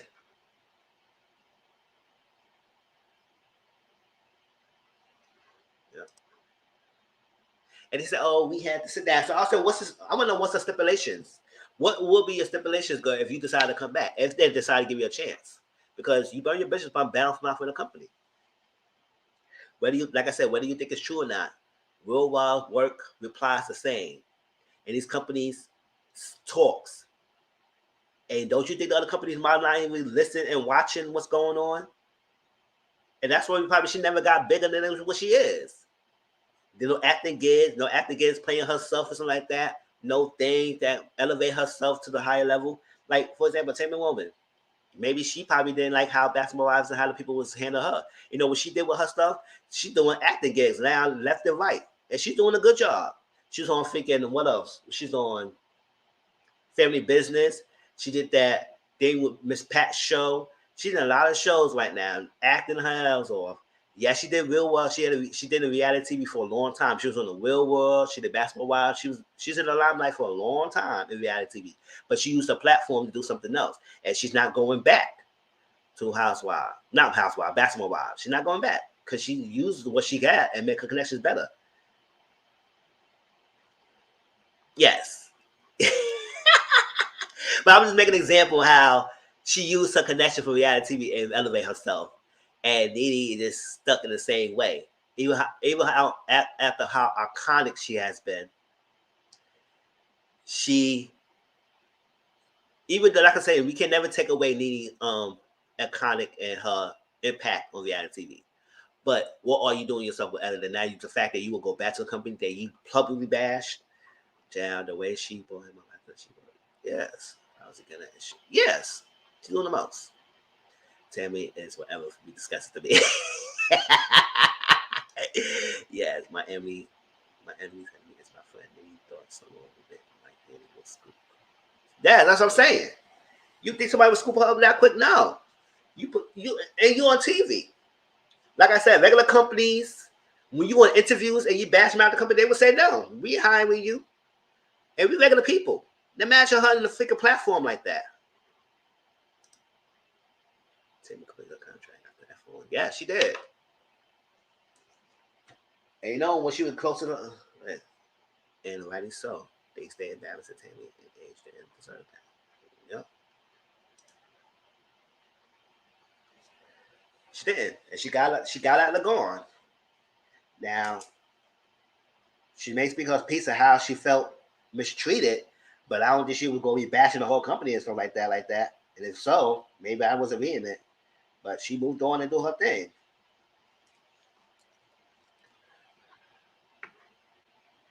For Tammy, like I said, maybe she did speak her piece, but not to the level that probably Nene was doing, boycotting everybody on stuff like that. She might say something about piece of how she felt about Evelyn. Yeah, that's fine. Because you could say how you feel about a company once you've gone and have better other things.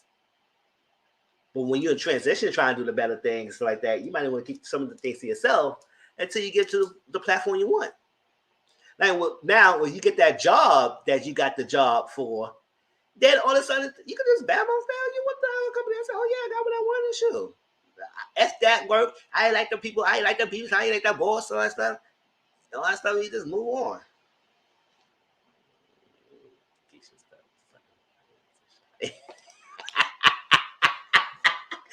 She's still Body Chronicles. The Keisha stuff, sucking up to Evelyn Shawnee. Yeah, at first she was, but until Tammy realized they wasn't rocking with her like that, and that she had to move on. Okay, so that's what Nene Leakes. So anything else about Nene and everything, like I said, she be iconic, but at the same time, they need to upgrade this cast when Housewife will enter. It's like we can't. Yes, we will. People would probably love to see her, because she said she got unfinished business with some of the ladies. I said they would probably love to see her, but at the same time, like, we need fresh people to make it back, because if you keep rehashing the same old people, it get boring, and that's why I was just going. We were watching Housewife of Atlanta like that, because it was getting boring. So bring some more fresh faces in, no matter how much you don't like them, like Grant and all that stuff. Let's do something. No, I ain't say she was. Yeah, she wasn't. She wasn't. I ain't say she was. But she played her cards right and do better things. So she don't have to go back to That's when if she go back, then I said, "Oh, wait, Tammy, I don't know what the hell to tell you, girl." Then I would say, "Oh, wait, Tammy."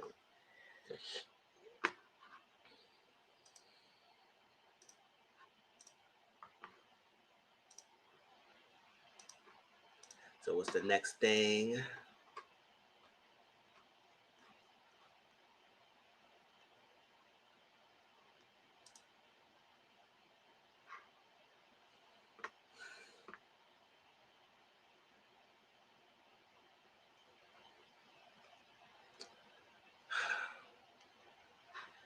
Y'all.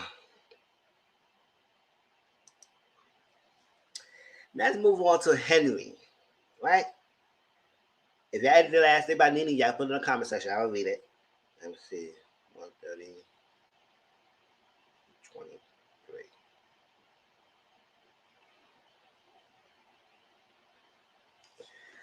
All right, so Henry Ruggs the third. Right, I don't really watch sports. I'm not a sports fan and everything, but when news come around, when I see big things like that, I say I want to talk about it because I don't understand. I really don't understand. It's like these young people who get into entertainment, sports, anything, and they're so young. They need a mentor. They need someone to really be there and teach them and stuff like that. Because a lot of these young rappers, a lot of these athletes and stuff do some stupid stuff. For what? You already have money, level in your money, be respectful, and just do what you got to do and live your life. Be simple like the rest of us. You can have money and be simple and boring. You have to be money and be lavish and make news and headlines, and now you got your whole life messed up. That guy, Yella Breezy, freaking going to jail with child endangerment, sexual assault, weapon charges. Like, come on. And he's young, 30, say. I don't know how old this guy, but I think he's 30. I think the other guy's 32. It's like, y'all young. Like, what the hell's going on? And so every time they come new, and it's like, oh, y'all competing to be the best criminal record? Like, what are we doing? Oh, y'all competing to have the best criminal record because it's not looking cute, especially for him. That one of the mistakes he did. I mean, let's read what I said. Read this. Henry Ruggs III hit with 2 additional felony charges. Remember, there was other ones too. He had 3 charges, and then they added 2 more of DUI and reckless driving, bringing total charges to 5. He is now facing up to 46 years in prison. Yeah. In prison. So let me read. Let me put it further. Can I read that? So news surrounding former NFL player Henry Ruggs III continues to get worse following his involvement in a fatal car crash that claimed the life of the young woman. It was just announced that Henry Ruggs III has been hit with 2 additional felony charges and faces almost 50 years in prison for the death of Tina Tintor, who was killed while he was driving under the influence earlier this week. Reports after previously being charged with 2 felony counts of reckless driving and DUI resulted in death. Former Las Vegas Raiders player Henry Ruggs III, 22. Oh my God, 22? Has been charged with 2 additional felonies of DUI and reckless driving and 1 count of misdemeanor gun possession. On top of that, they add gun possession. You have to add that into it. Gosh, the combination of all 5 counts could see Ruggs be in prison for 46 years if he is convicted in the death of 23-year-old Tina Tintor. On November 2nd, Ruggs was promptly arrested after his Chevrolet Corvette slammed into the back of Tintor's Toyota RAV4 around 3:30 a.m. in Las Vegas. 3:30 in the freaking morning. Upon impact, Tintor's vehicle erupted in flames as she and her dog tragically passed away. And a dog. Following an investigation, it was determined that when Ruggs slammed into the Tintor vehicle, he was traveling at 127 miles per hour, and just seconds before he was driving at an astounding speed of 156 miles per hour. His blood alcohol level was 0.161. I couldn't believe people were actually mad at the girlfriend for not taking the charge. Take the charge for him? I ain't taking no charge for that bastard. Hell no. Sure. Even though she was with him. Now, what I'm going to say is that he was with 2 other people. Like, ain't no other way I'm getting a call with someone who bouncing back shots and drinks like that back and back in the club. Now, I know a lot of us probably got in the car with people who probably had like 1 or 2 drinks. And I said, okay, no, listen, man. Don't be going to drive no fast up here. Take your ass slow. And then you might get nervous. Then you might get some other car ride or something like that. So, what's her last? What was ass doing out late with a dog? He needs to be under the jail, but I have been eating and sleeping. That's what I'm saying. Ain't no this Vegas. Nevada, they are out. They're out. Partying all over the place. So, it's like you bouncing back drinks, so you know you really heavy intoxicated. So 2 people you with allowed you to get in the car and drive 156 miles per hour. Are you racing for NASCAR? Now listen, are we racing for NASCAR? Because that's the one profession are you in right now. You're an NFL football player. Ain't no way we find out you was a NASCAR driver. So I don't know why the hell you drivers don't that fast when you drunk.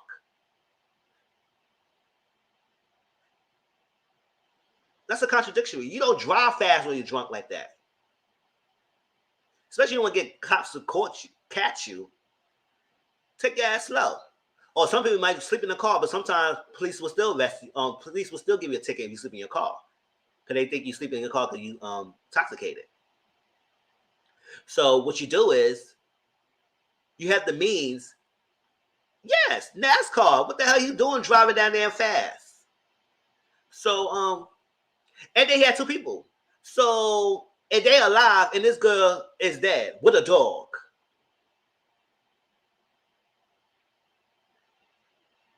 And then you sober up real quick in the video said, F, what? Oh my God, F, no, yeah, you sober up real quick. You were drunk driving, but you sobered up real quick when you realized you killed this girl. Car all flame. Yes, I'm exaggerating stuff. It's a sad story, but I'm animating it. But come on.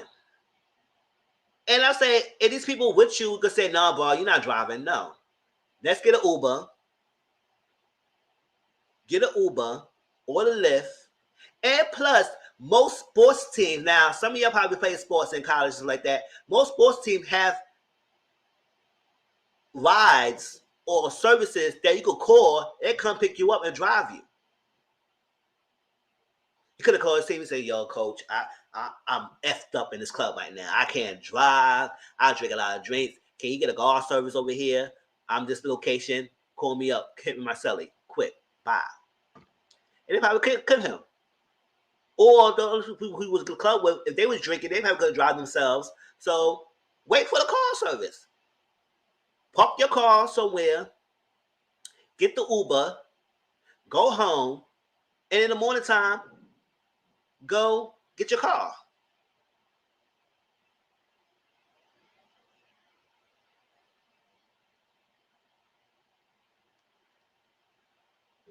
Yes.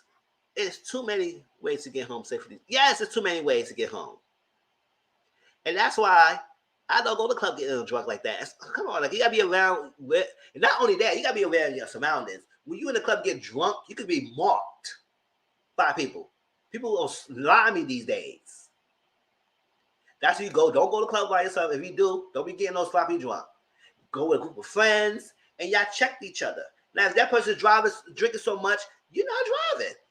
And now if they get that person drunk friend is getting you attitude and getting all something like that. So, I'm not going with you. You go ahead and lose your life. I'm not being responsible. Now you don't want to do that, but then again, you ain't be punching my face all the time. When you want to get a car, you want to go home. No. Call the cops on your ass. Exactly the other people in the car need to be charged because they got in the car with him. That's what I'm saying. And drive like a NASCAR. Like what we doing? We ain't watch that. And now he's 22 years old, facing up to 50 years in jail. First of all, they had to add that gun charge in it. He could have done enough with the freaking hitting that, causing a car crash and drunken while intoxicated. They had to add the gun possession. They want to add that little thing to add more charges. They had to do all that because he already messed up while he drunken so fast and speeding down the highway and hit the girl, and the girl car crashed up all that in flames. They had to add the gun charge. Now that's messed up. But he was already in deep trouble with all that stuff. Now the coach came out and said that, oh, we can't ridicule him. He don't need to be in jail. He probably needs mental. He probably needs therapy because he don't give up on him. I started saying, obviously somebody give up.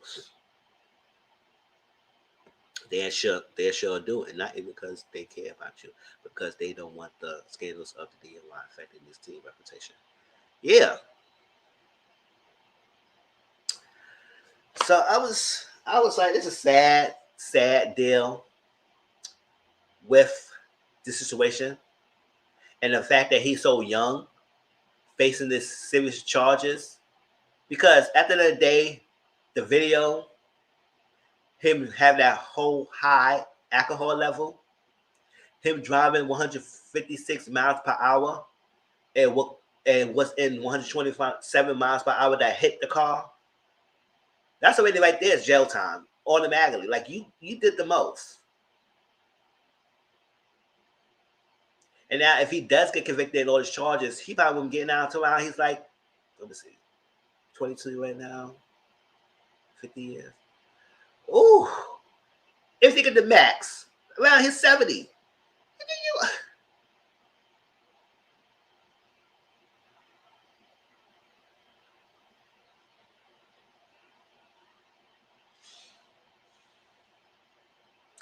Now the coach and everything said, "Gosh, we need to be there. He needs someone to talk to. He need to be a mentor." And it's like, I said, "Yeah, mentor." It's like we got to do better. We cannot say, "Oh, he made a mistake." It's like that was a tragic mistake, a crazy mistake to make. When you have the means to get home, you don't have to. You didn't have to drive at all. You didn't have to drive, and that's the whole point to it. And then the two other people who was with you, like Opulent said, they probably could shake a charge, so they probably accomplice to it. But then again, let you drive. And the girlfriend, now people say that she should get the charges, she should take a charge for him. I said, why would he take a charge for him when he got behind the wheel? But then again, she should have just stopped him and she was part of, because I guess it was two other people with him. And let him drive. It is sad. It is serious. It's definitely serious. And the man to be so young like that, to face all his charges at 3:30 in the morning, driving so fast like that with a bunch of cameras.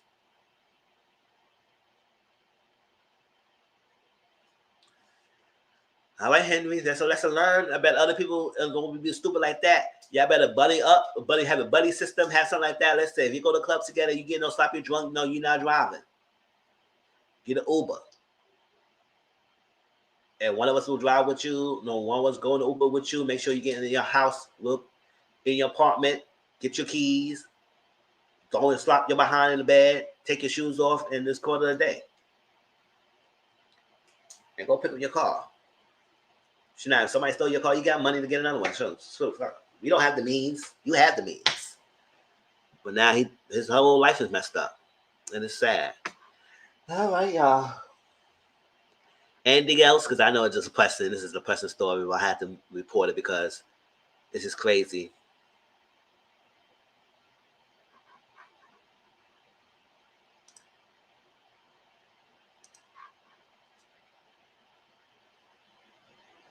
Look at that. Neck brace. All that stuff. And yeah, he was emotional because he messed up. Yes, he was emotional because he messed up.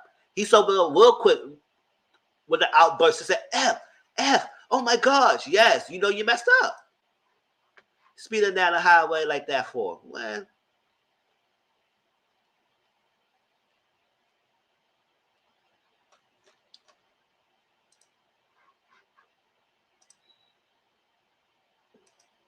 All right, next.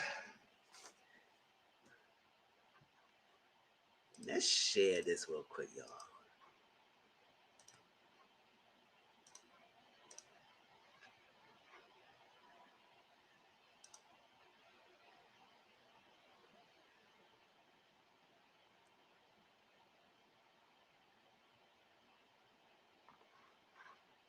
That's the one I want to talk about. No, it was that.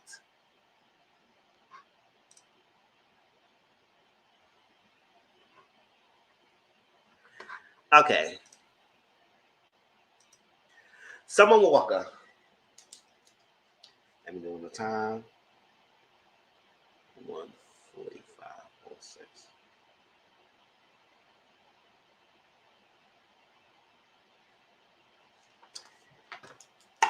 Okay, y'all. So we're gonna talk about her album, and then we're gonna talk about her record deal that she signed, the contract that she signed. I said, girl, listen, that's crazy.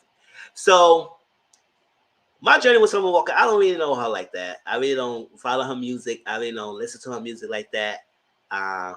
But people are up in arms about her, all that stuff. And now, this recent album that she came out with was Still Over It, right? Twitter, I don't know if y'all on Twitter, but Twitter was hyping that album up. I said, it must be really good because the way y'all hyping it, I said, oh my God, she coming today and quoting parts of the songs and this and that and this and that. It was the hype on top of the hype on top of the hype. I said, you know what? Let me listen to her because I don't know what people are saying and what's the hype about. She must have a beautiful voice. She might be A1 singer because I said I don't know Summer Walker songs. So for people to hype her song up, her album up like this crazy, I was like, okay, let me listen to it. So I think it was, let me see, what day was it? I think it was Thursday. I think it was, what album came out? Wednesday or Thursday? I think it was, no, it came out Friday. I think it was Friday. I think it came out yesterday. Whatever Thursday or Friday, it came out. I listened to it. I forced myself to listen to all 20 songs. I sat there, listened to it, listened to it, listened to it.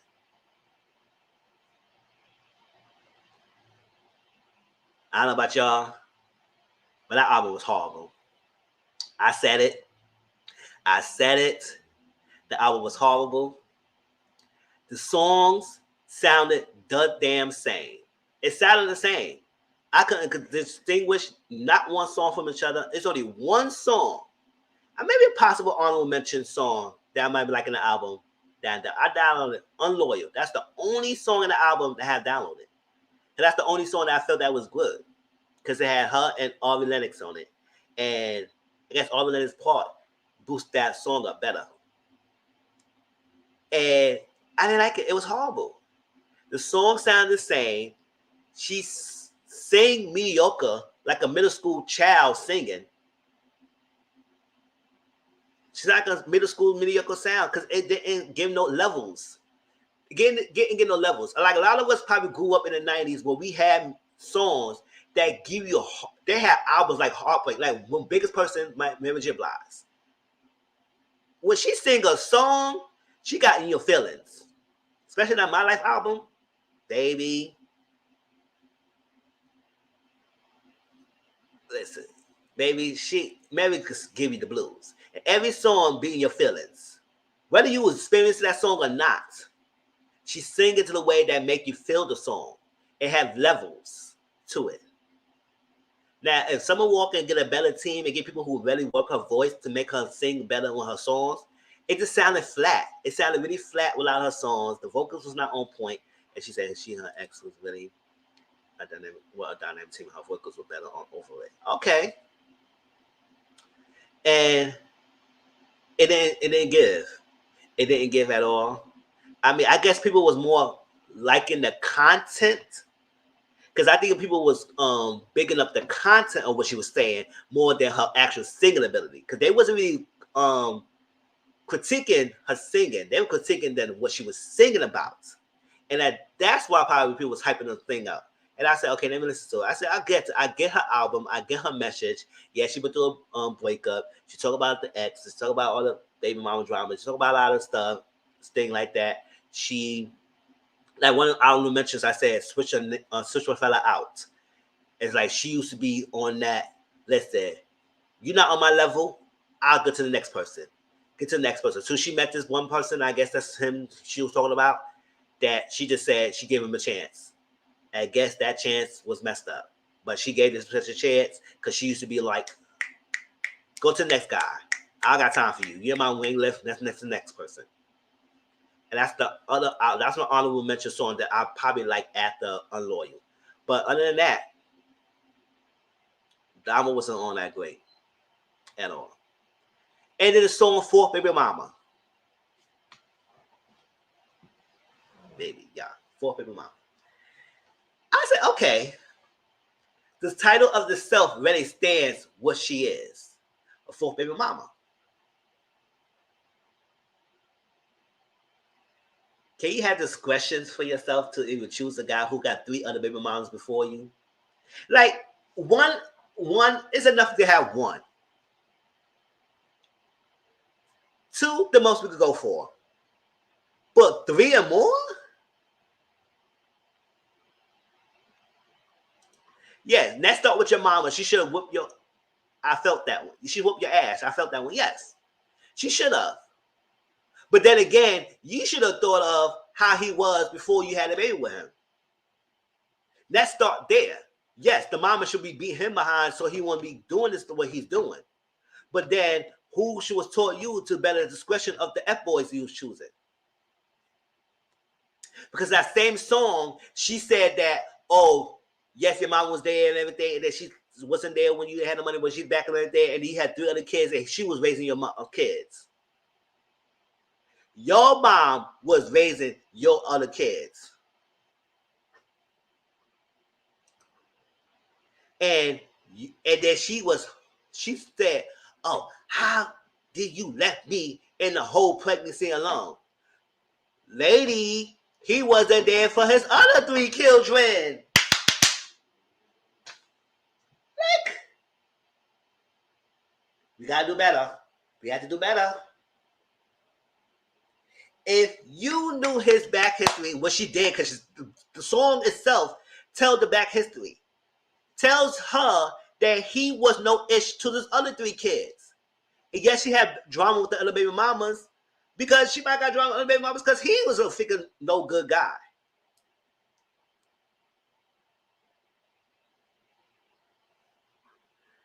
Right, Opolis? Who gonna say it? So if your mom was taking care of the other 3 kids, London's mother, that's what she said in the song.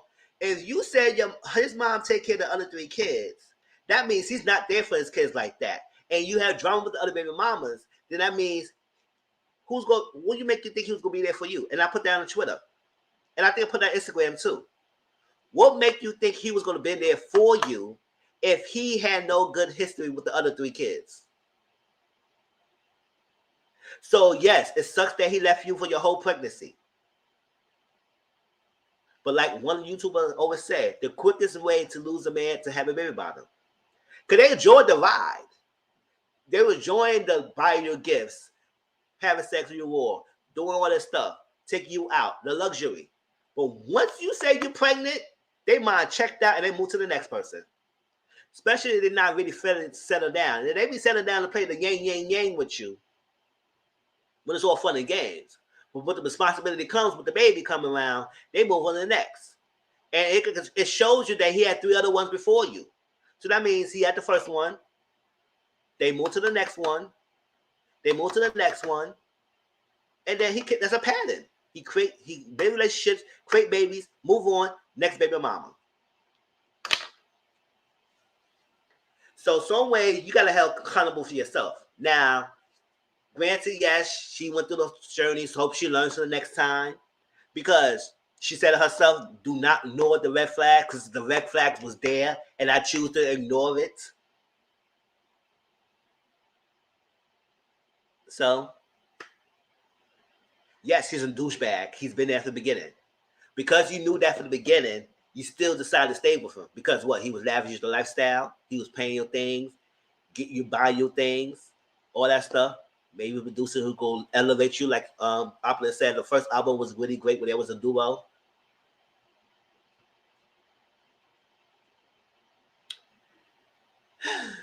Like I told you on Twitter, I ain't listen to it.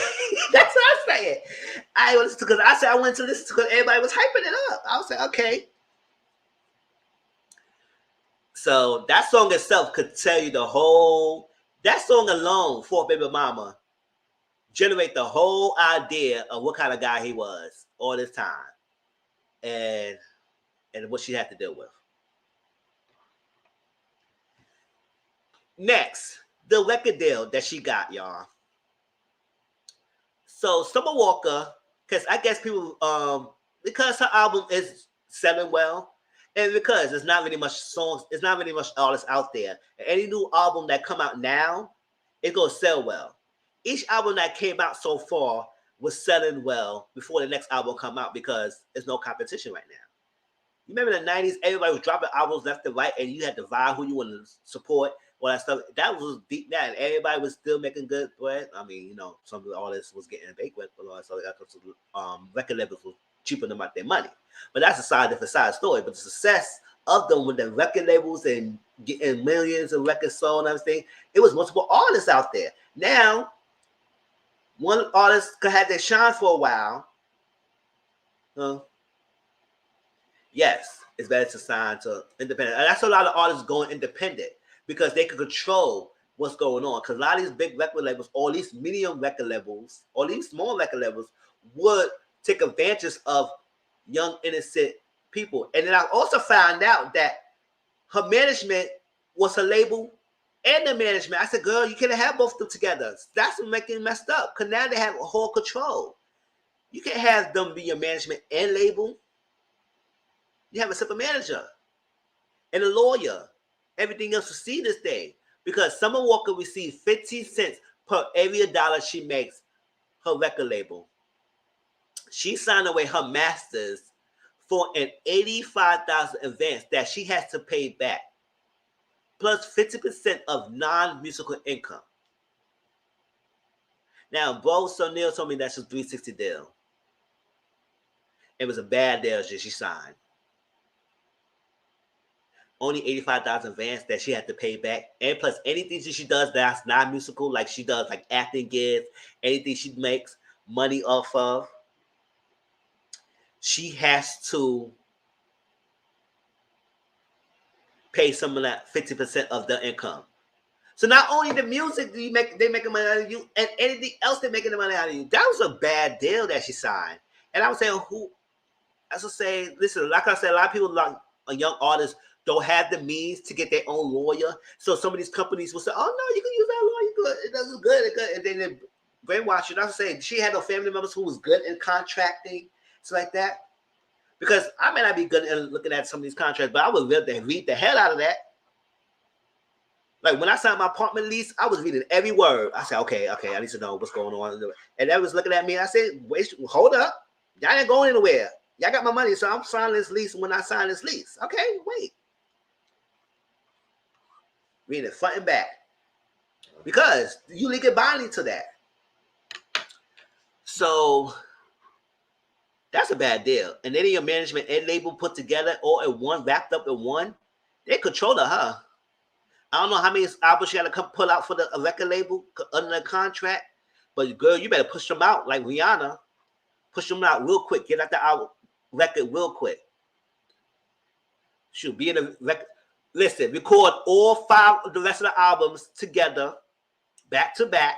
Record them shits and release them stuff each year like Rihanna did, like Call of Duty, and we could be good at your contract and get out of here. But I don't know how long her contract and how many deals she had to make. But she better push those albums out real quick so she get out this record deal and don't sign another renewal contract either with them.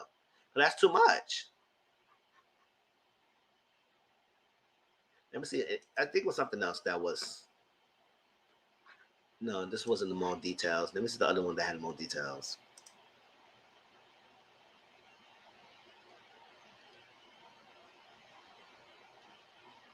All right.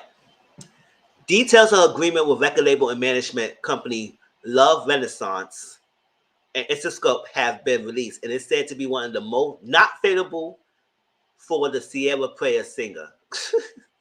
One draft of the contract was ultimately signed in November 2017, suggested that Summer Walker would have to hand over any earnings not related to music, such as acting. The contract she actually signed reportedly included an $85,000 initial advance, bumped down from $115,000 in the previous draft, which will increase for each album. It also had a royalty rate of 50% after being listed at 60% in the previous draft.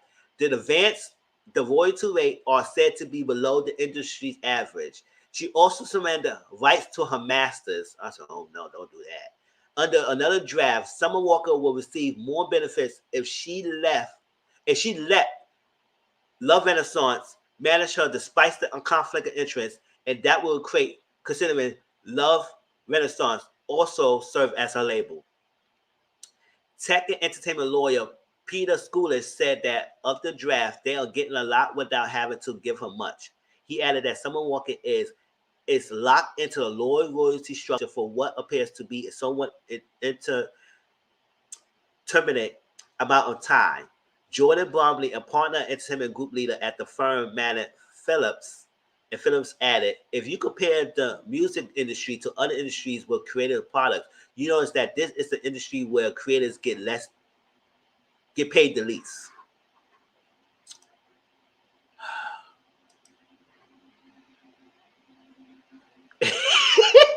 But maybe that's why, right? Shoot. Child. Summer Walker, I feel for you, girl, because that contract was horrible. And I don't know. And the fact that her management is Love Renaissance is her management and her label, that's a double conflict of interest. It is. And it is taking her off her work for her money. So yeah, that's what she probably said. She said, listen, I messed up. And who was in her corner to help her make sure that wasn't the right deal? And to give up your masters, like, that's one thing. You don't want to give up your masters. You want to own your masters.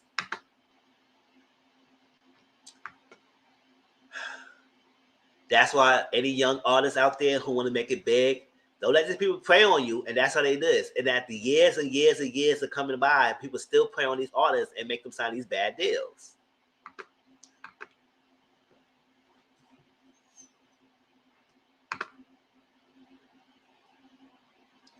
All right. Anything else but Summer Walker? We move on to the last topic I have, which is Joe Budden, Tahiry, the baby, all that lumped together in one umbrella. Let's talk about it, because I know that's what everybody's here for. Let's go that on. Let me do the clip. Bear with me.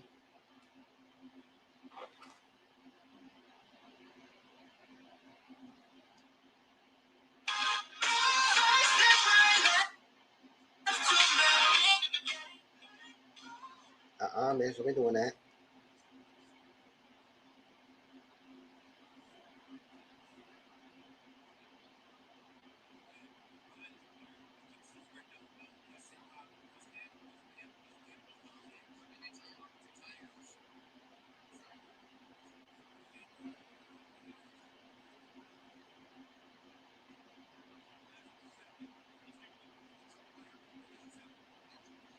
Oh. Bear with me, y'all. I'm trying to get this audio together.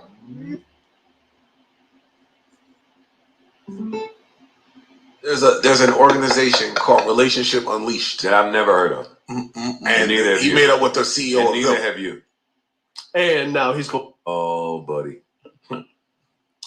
Breaking news. Oh, Breaking news. Buddy. It's getting tougher and tougher to pod. Crazy. This is nut. All right, so before we listen to the clip, let me do it too.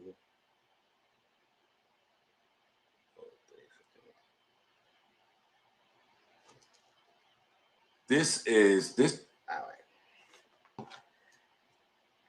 It was a clip out there, y'all. And it was a simple clip.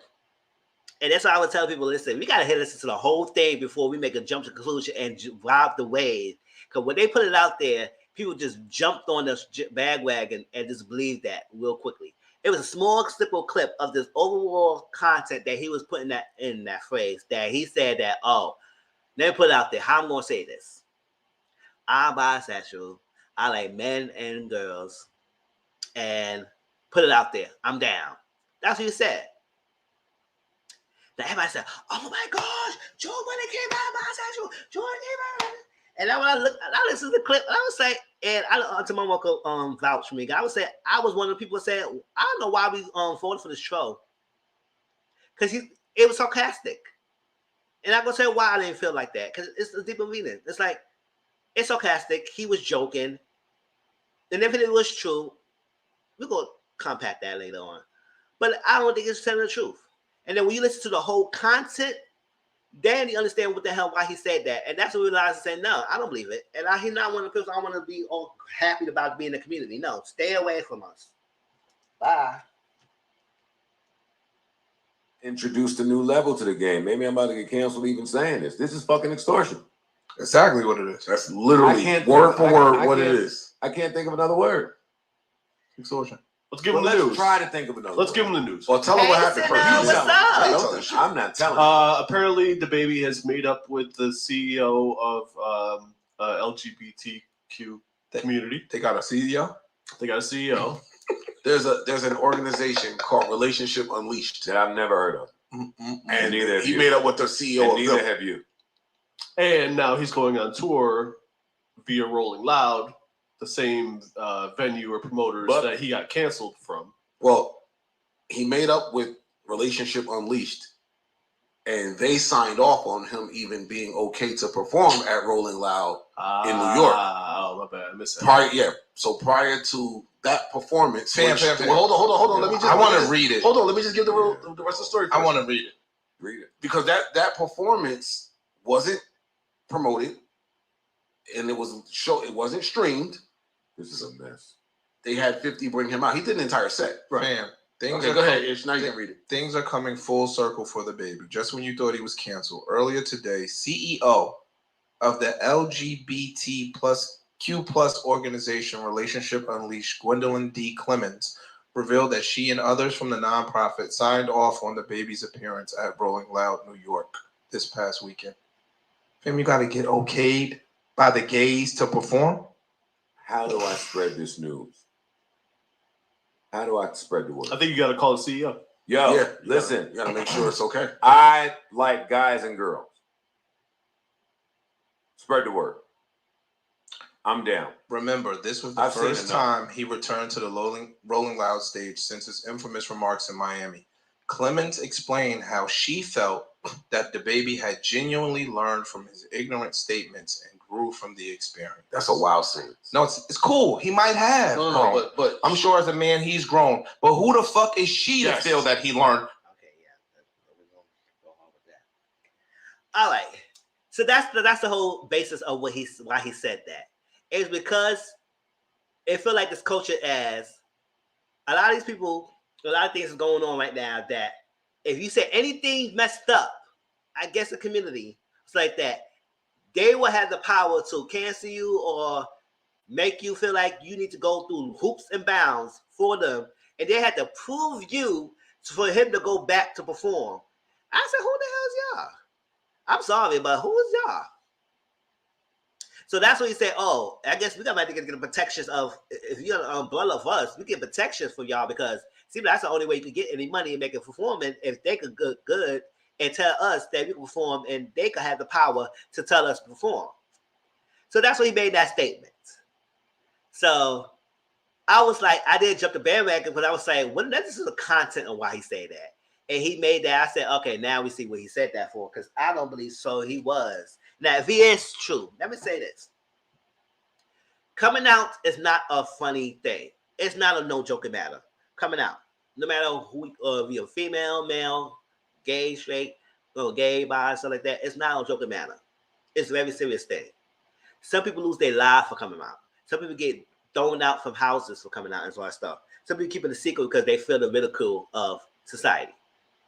So, now with bisexual men, most females, not saying all, some females would not even accept a guy who is bisexual. No matter how well he is. They won't accept him. So don't you think he would not, what make you think he would come out as bisexual if a lot of females would check with him if he is bisexual? Look about it if he's got money or not. Maybe because he got money, but what about regular specular Joe? Regular decular smecular person will say that. It's like, no, they won't deal with you. That's why I don't say nothing. Which is messed up. But I don't want to say that. So, what make you think he will be jokingly come out as bisexual on air like that? Well, people who is bisexual going through something that is maybe ridiculed by both ends. That's not a joking matter. So you just slap in the face who are bisexual, who might have to deal with things in private, and you want to come out and say, "Oh, damn, spread the word." Oh, I see the word got out. Spread the word for me. That was trolling. That was straight trolling. Now, whether it's true or not, I don't think he will come out in that fashion like that. He keep that to himself.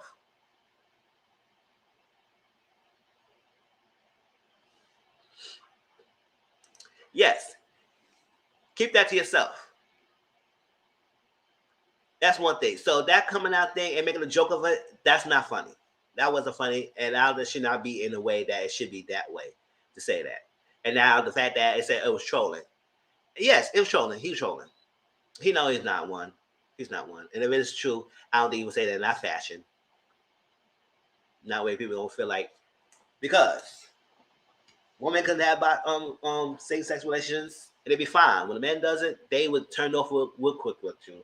So for him to even come out like that, it wouldn't be any great benefit for him to say that. So that's that. Another thing.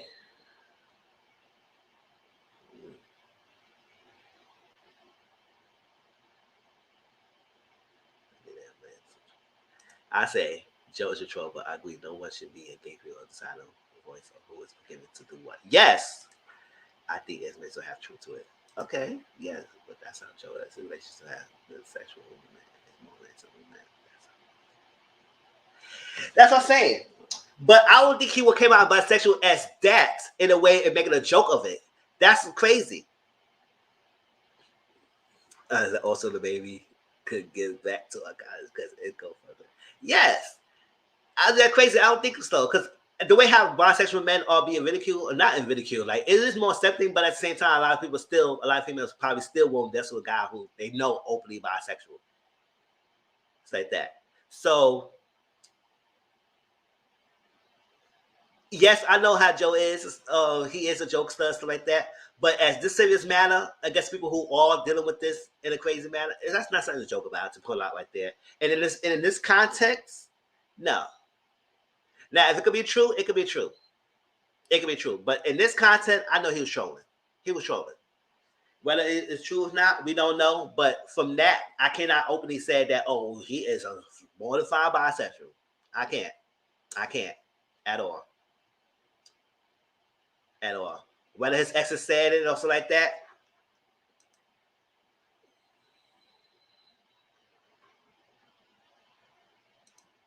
Is their words against his. It is. But I won't be quick to jump in the bandwagon and believe that he is. Based on that content what he said. I wouldn't.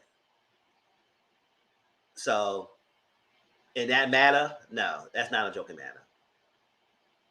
And then Tahiry, girl, what you giving?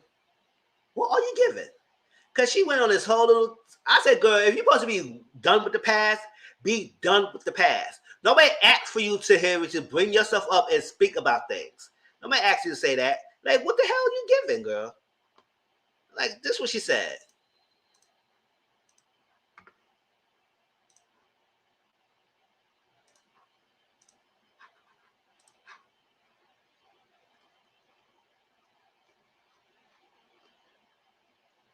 Ooh, did I save it? Yeah, here we go. Joan bade me and woman better, but far from by. And Valo better stop calling, DMing me, and popping up on my old crib. I'm just saying. I put the past behind me. Thank you, therapy. Phone, please stop ringing. He's a calculated person, a smart person, so smart it hurts him a lot of the time. Stay tuned. Nah, I wouldn't known. We did things and I dismissed them only in bed. So that's a hard pass. No point intended. LOL. Therapy should be paid by the person who put you through it. There should be a hearing assessing it or the baggage, aka trauma, and however effed up it is, gets effing bill. Cause sheesh. I mean, he got a little money now, and ninjas that ain't never had nothing might get disexcited, bored, or want to try new things? If so, please let him live. Clickbait. And what will you guys learn? And he said, oh, I see the word got out. Please consider to spread the word. I said, girl, Tahiry. What was the damn tirade you was bringing about? Who asked for you?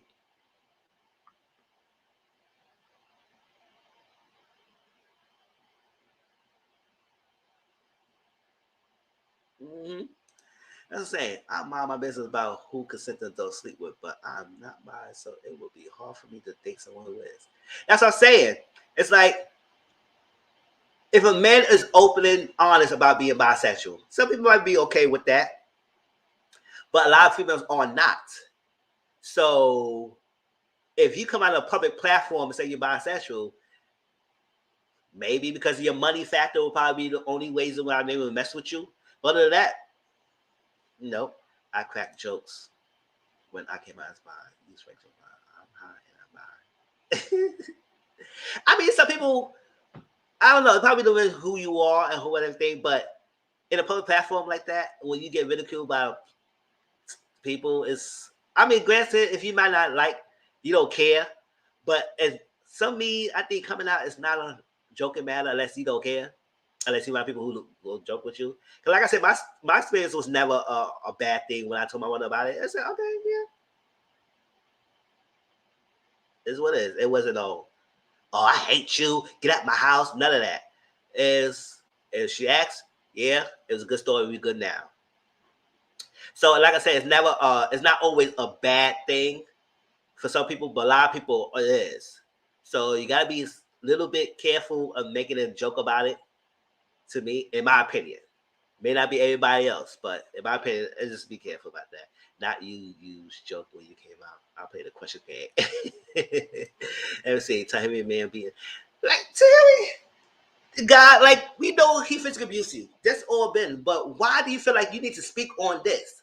Oh, won't be, he may be, but by he never not. We did things in the bedroom, so I would never know. I said, maybe people do a lot of things behind closed doors. You probably will never know, girl. So what made you think you knew that he's bi? You didn't know he was a bit woman beat until you start beating you. But I'm not saying that's a lot. Listen, no, I'm not saying that's right, because we all crucify him for doing that to Tahiry. But don't be coming out when that's your past. Leave that in the past and past. So like that. So that's that. Now, this organization thing. Yes, they are different communities. They are different organizations that represent the community. So yes, but when they presented it as a one whole organization that is a whole umbrella for the whole community, and this person okayed everyone.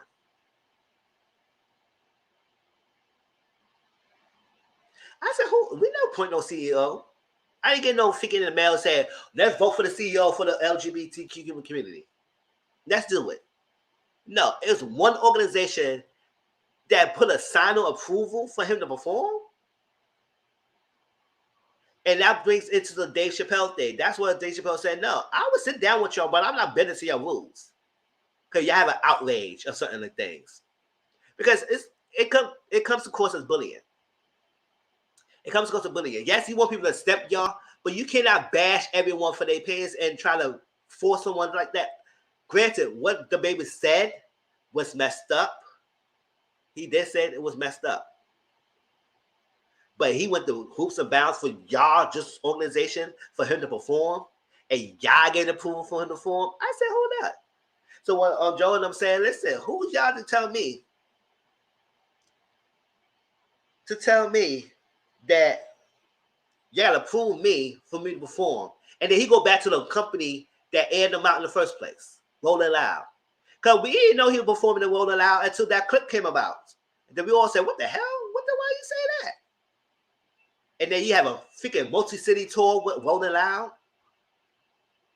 If Rolling Loud is owned by the gay company or something, I don't know. But why he would go back to that?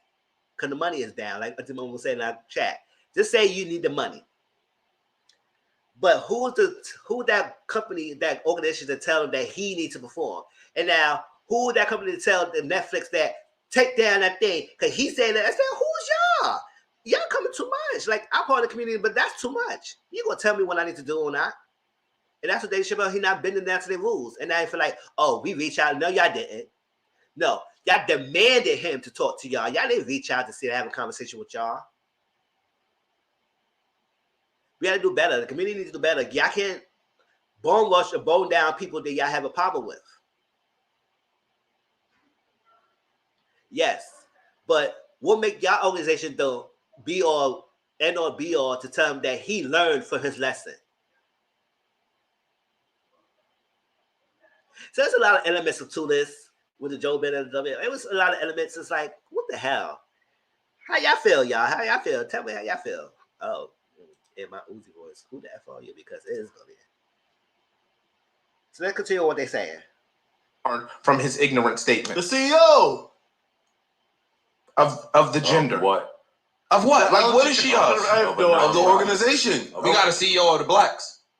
I didn't know we had a CEO of the straights. I didn't know we had a CEO of the Asians. I didn't know we had a CEO of the Native Americans. I didn't know we had the CEO of the heterosexuals. Like, what? She's a CEO of that Relationship Unleashed that represents. That's an LGBTQ plus organization. I hate the wording.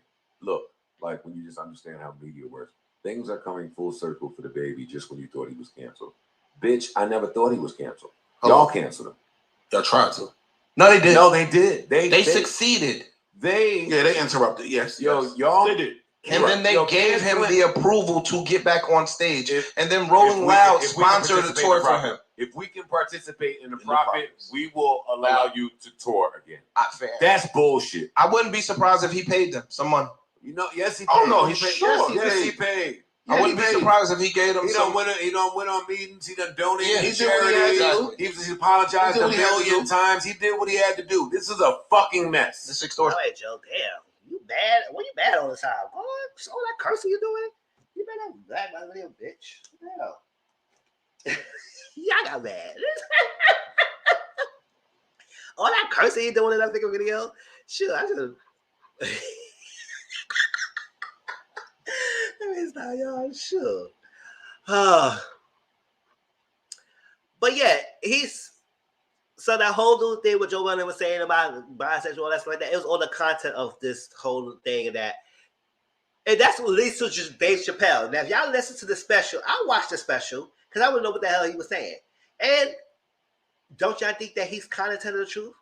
Like, he's basically speaking what the hell y'all doing. Y'all doing what the hell he just said.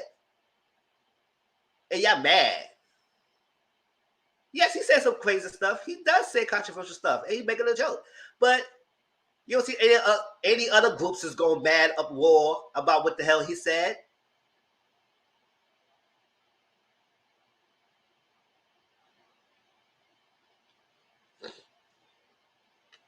But we need to prove you to perform. I said, y'all better sit there and kiss my behind if y'all want to prove me. Sure. Gay on all day. So that's that.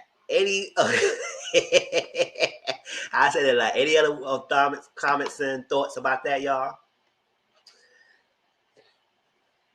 So I'm glad that Dave Chappelle didn't bow down, because now, yes, and they made him go through hoops and bounds for him to even go back to perform again. Yes, a lot of his stuff got canceled, a lot of his concerts got canceled because what he said. Now, how are you is the one determined that he learned from that? Because he paid you money, he paid donations, he did that. So I could give you a stamp of approval. You go back to Rolling Loud and perform.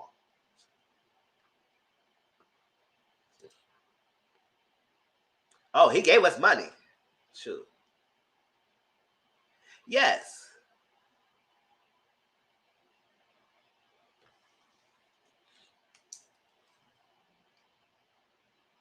And they would say this whole thing about the gays hate the black. No, because they all black people in a gay organization or a community.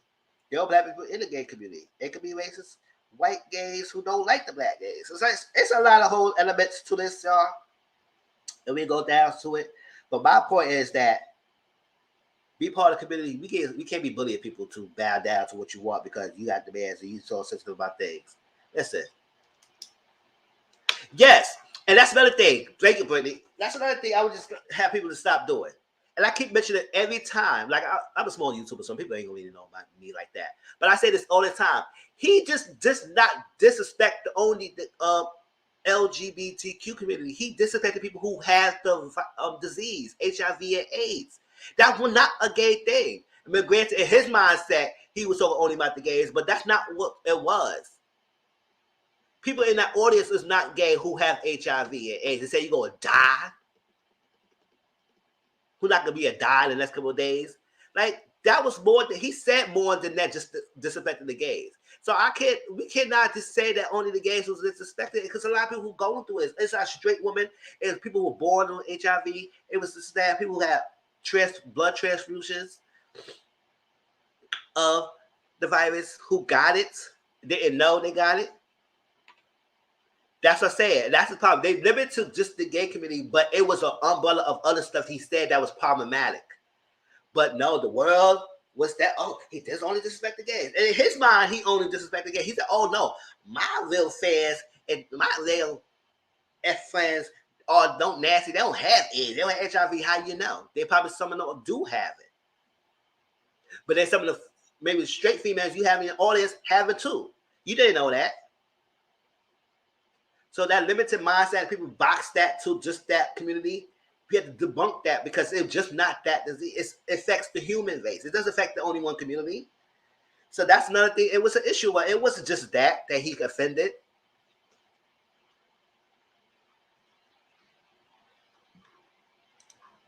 Yes. You know why? Because Dave Chappelle is not bending to the gay community organization. That's what it is.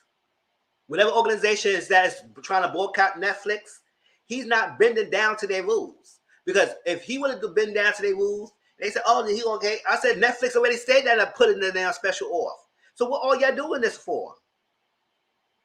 They already said it. No, we are not taking down the special. Y'all boycotting what? And that person who got fired is not getting fired because they were trans. They got fired because they were doing some other stuff. So y'all doing the most. Selective outrage for what?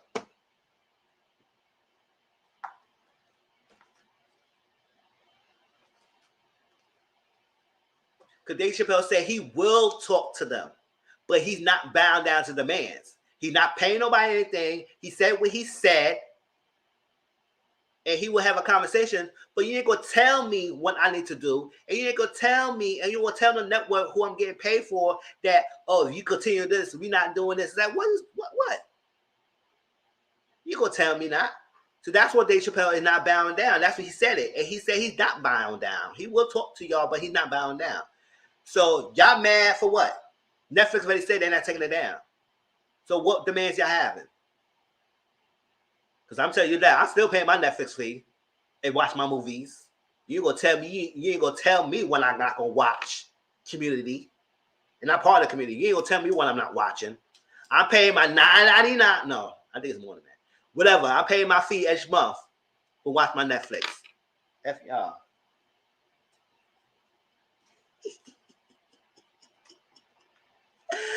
Yes, but that's the whole thing about it. So that whole thing about Joe coming out as bisexual, that everybody wearing with that, we got to start looking at the whole thing and start jumping in it. Now, if it's whether it's truth or not, we will never know. But at that moment, I cannot believe it.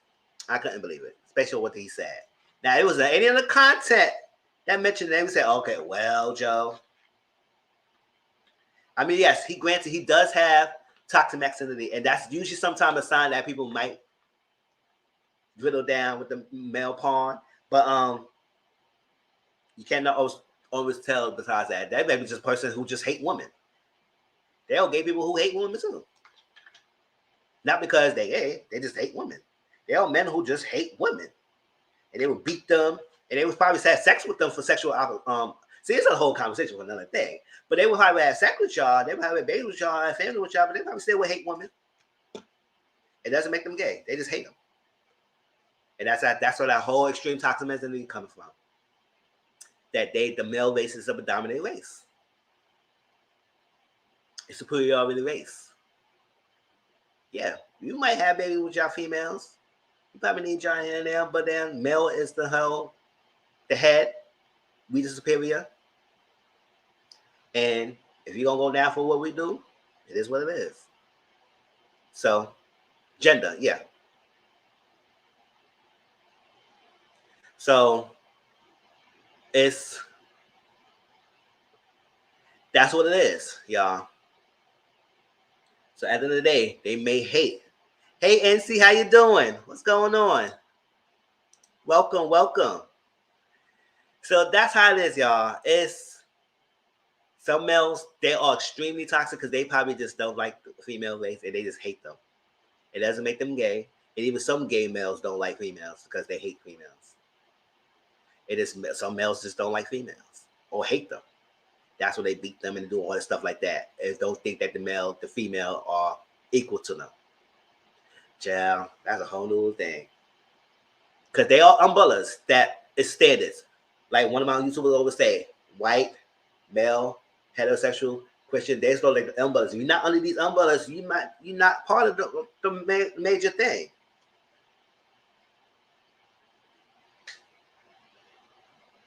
They become major minorities. When you not white, male, Christian, heterosexual, and other umbrellas that was added to it, then you don't deserve the chance. And it's sad.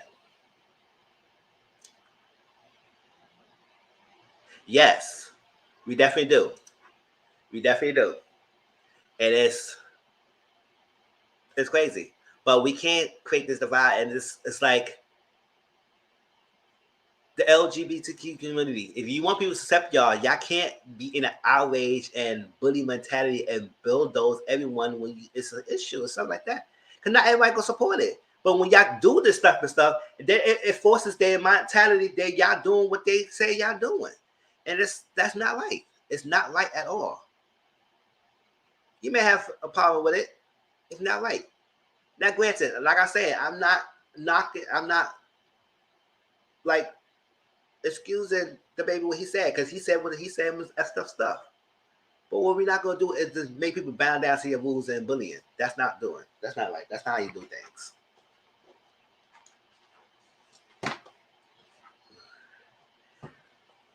Yeah, but that's all I had to my thing. If y'all had anything I wanted to talk about before we end this live and everything, because I get ready for the panel and eat some food and stuff.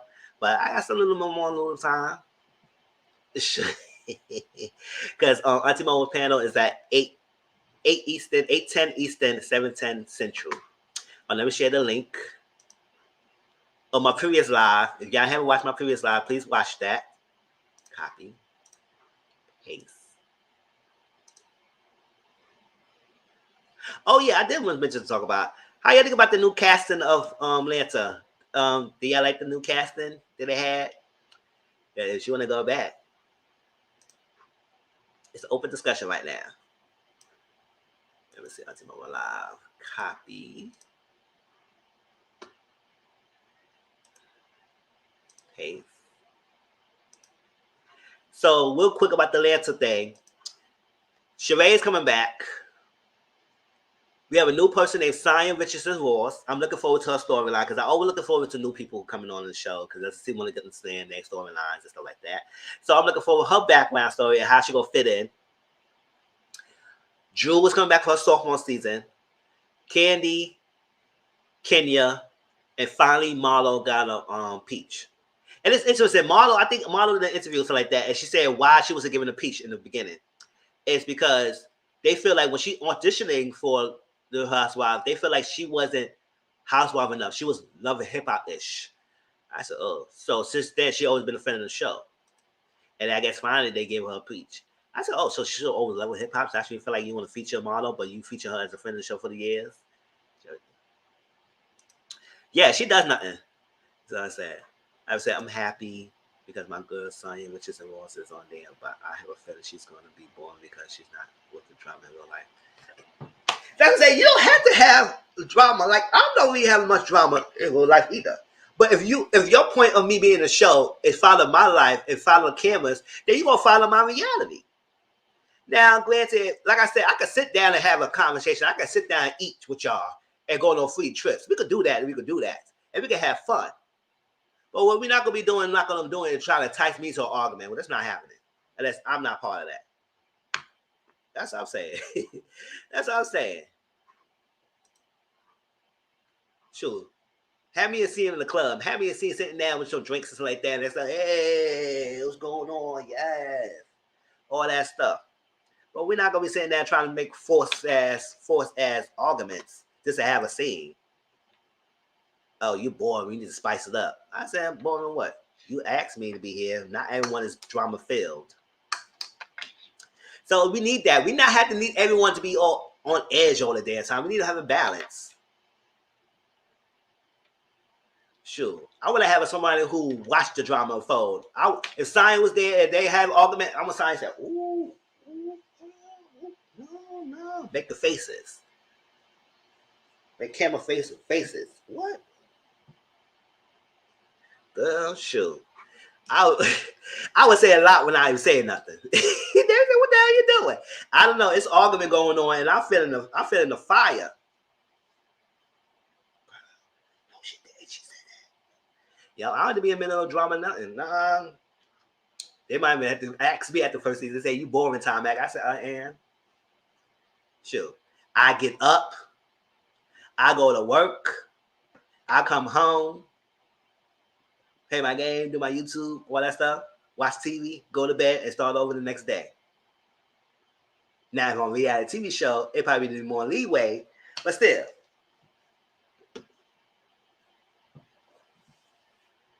You got to be always drama-filled every time. As long as they don't let this lady punk her. And I don't think she will. Then she don't have to be having drama. And I'll be happy for it. We need a balance. Marlo already give it. You already have Kenya. Drew, I don't know. Drew could take a go, but I guess she could be on Yuli Yang Yang. They say Angela Simmons gonna be a friend of the show. I said, Angela Simmons, what are you hopping around everywhere? What the hell you go? Can you sit your happy ass down somewhere? What the hell are you hopping on to franchise for? This is just hopping everywhere. Girl, just sit down. But she's a friend of the show, and we see her clipping, do some filming with the ladies of the season. I said, oh. Sure, that's what I'm saying. Oh Lord. But yeah. So Potomac, y'all, follow my Instagram. Yes, right. I just follow Cynthia behind there. He was hopping around everywhere. LA, New York, Atlanta. Like, girl. Yes, Angela Simmons. Yes. They said she's a friend of the show. Now, I don't know how much of she will be on it, but I don't know who friend of the show that she's going to be part of friend of, or she just part of the friend of the show in general with all the ladies, and she just be in the scenes. But they show her filming with the ladies every now and then. So we'll see how that goes. But I need them to stop showing us so many clips. They show us the clips of the opening of the green dresses or whatever they was at. They show a clip of Marlo and Drew sitting on a figure of concrete in LA doing stuff like that. All that stuff. Oh, speaking of Atlanta Housewives, let's talk about this real quick because we're going to talk about that auntie moment there, so I ain't going to go do details. But the Mike Hill sit there barely. I would say, listen.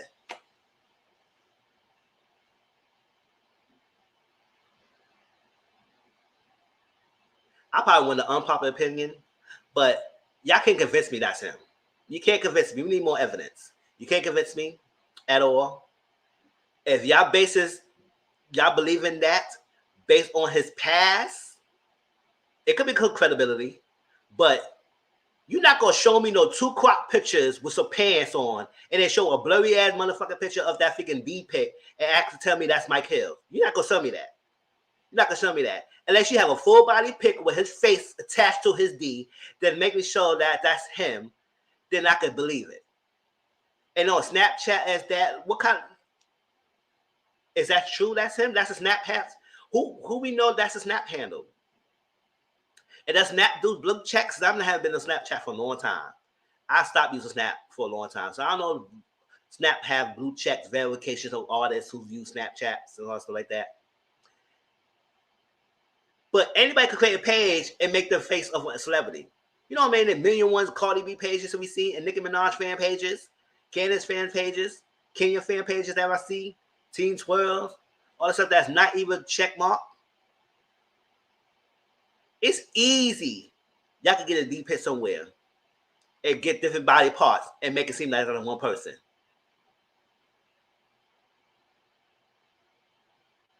It's easy. Very easy. And how the internet is now these days, all you need to do is screenshot. Save the thing in your computer on your phone and upload it. You know how many times I talk to people who trying to send me pictures of them? I don't know. I can't say it was a Snapchat. That's what the lady said it was a Snapchat. But how we know that is his Snapchat? But if it is, how we know it's recent? She probably was saying that for me. And I said, hold on, why you gonna say that now? And you know, if y'all go to that Twitter page that she posted all that stuff, it's deleted. That account is deleted. So you did all that for what, girl? You big and bad, and you did that whole count. I was trying to go back to it. And I text out to Momo because it changed the pic right after. That's it. I can't believe that. Because listen, let's say it's y'all. Let's say it's y'all, right? If another female send you pictures of your man, and you know how your man is, and you know how your man look and body parts, don't you think you go automatically accept a crop pictures of the pants and the two crop pictures pants and deep pictures make it seem like, oh, that's your man cheating on me here, I got proof. With no body part, no face that match the pictures, none of that. And I think indeed looked like it was so deformed. I said, oh, Cynthia, if that's the D young messing with. I said, girl, what the hell you doing? That look like a freaking triangle, look like a freaking maze D. What the hell is that? Or discombobulated. What some kind of picture she got from? You know how many times I talk to people who have, and you know, funny, I told people who the same profile, right? Same profile. Seven pictures, different 2D pictures, and said that was him, and it was two different D pictures. I said, you must be a boo-boo fool. Think I was gonna sit here and act like thinking that the first D pic you sent me and the second D pic you sent me, they said that both was yours and they both was looking different. That's how easy people could take pictures and make it seem like it's yours. So what proof do y'all would need to make sure to believe that that's your man? You bet it's not being no crop pictures like that she showed. It was just here with pants. I said it could be anybody's leg. Anybody's leg. No, show me a full body picture with the face on it. Then I could believe that's him. But I don't believe it. I don't believe it. And Cynthia said, no, I know my man D, and that's not his. That's not it. And then she deleted her Twitter. Now, if you big and bad, why delete the Twitter, girl? And then she'll say, oh, well, if you give me 1,000 likes, if you give me a like, I send a video out. I send the next pictures. Give me this. Or if you want this, pay me some money for it. I said, now you extort people for money for that? Who is Mike Hill that we want to be knowing that he's cheating on? Whatever. If he cheated on this, let him cheat on Cynthia. It's like that. But when we need you, and then you go delete the whole page, something like that fishy, because she came out and I'm trying to look for it and it's gone. If y'all believe me, yes, we like I said, people was automatically agree with that because his past, and that's what I said. It could be some credibility, but how do we know that was he doing that now? It could be true. It could be true, but in this thing, I don't believe it's true. If Cynthia said it's not his, he said it's not his, it is what it is. Because best believe, I ain't protecting no man who I just got married, and when he go public cheating me when he had a past history of cheating on me. I don't know. Or not cheating on me, cheating on other people. No. I said no. If I was saying Cynthia, and now Cynthia is not that freaking desperate and gullible to stay with a man who I don't know. But I think Cynthia would probably leave him if that was true. I would. She just got married to him. She could divorce him. Cynthia Bailey could get another man and like this. She's Cynthia Bailey. She ain't an ugly woman. Beautiful woman. She just don't need a man who just gonna dog her out like that.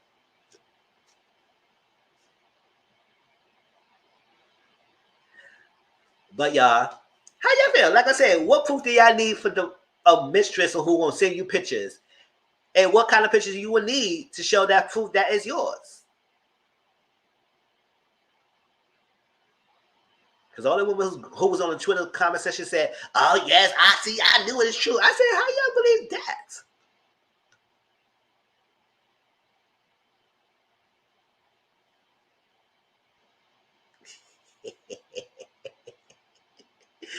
Yes, y'all. Oh, she's too pretty. It's a curse.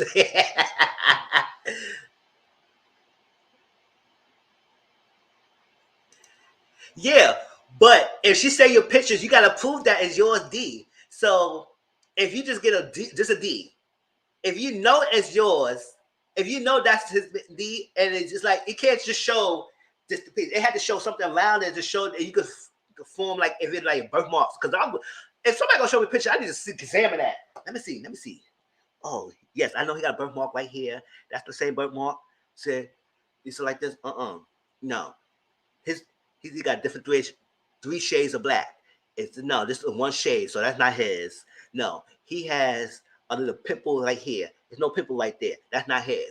Oh no, he had a big mark right here. That's no, that's not. No, you gonna be examining that thing. No, you gonna visit me in the picture and then make me. So he shot me.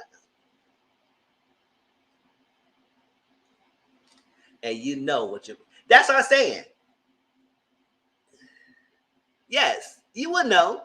You would know. And that's what sometimes it's not.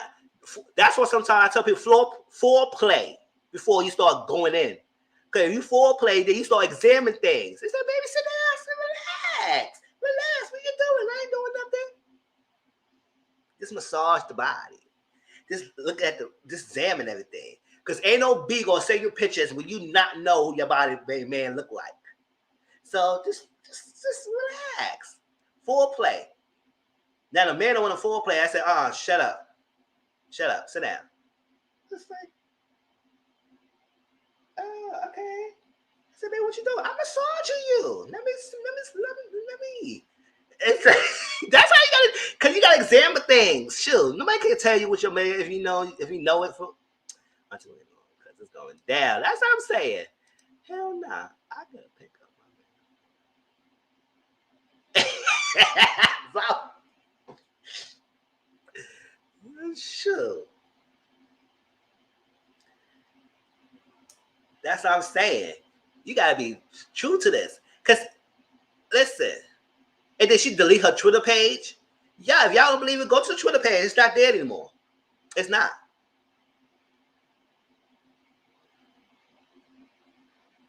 Right upper list, like it grained. Especially he put it down like that. You know what kind of D is. No, you go examine that. I said, hold on, boy. Put it out. Let me see what it look like.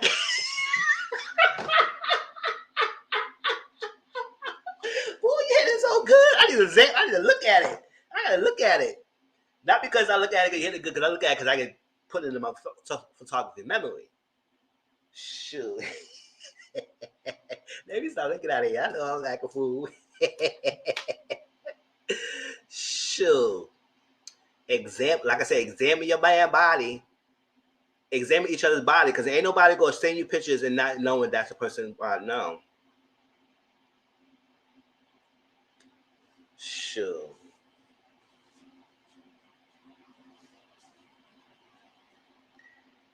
The guy I used to mess with, he wasn't in a relationship. I know what he did look like. Tell me nothing. I can spot it.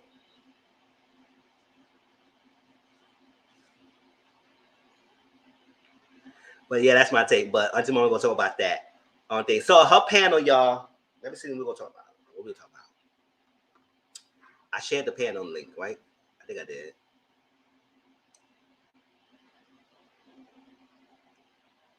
Oh, I did.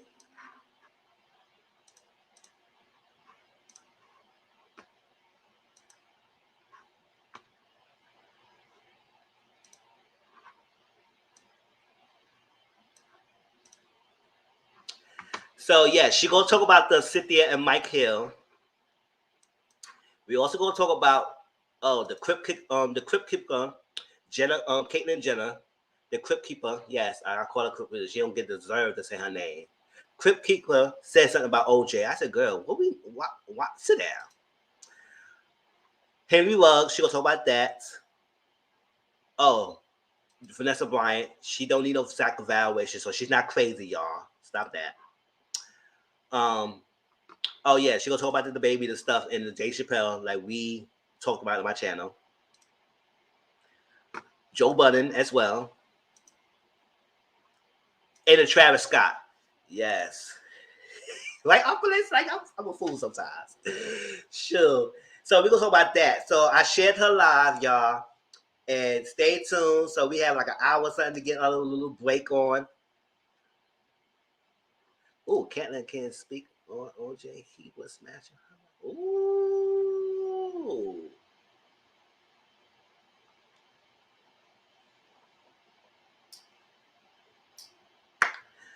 But the Crypt Keeper needs to shut up anyway. So no, I want to hear that. He's off. He's off. You could have said that on his trial, bitch. Don't say that now.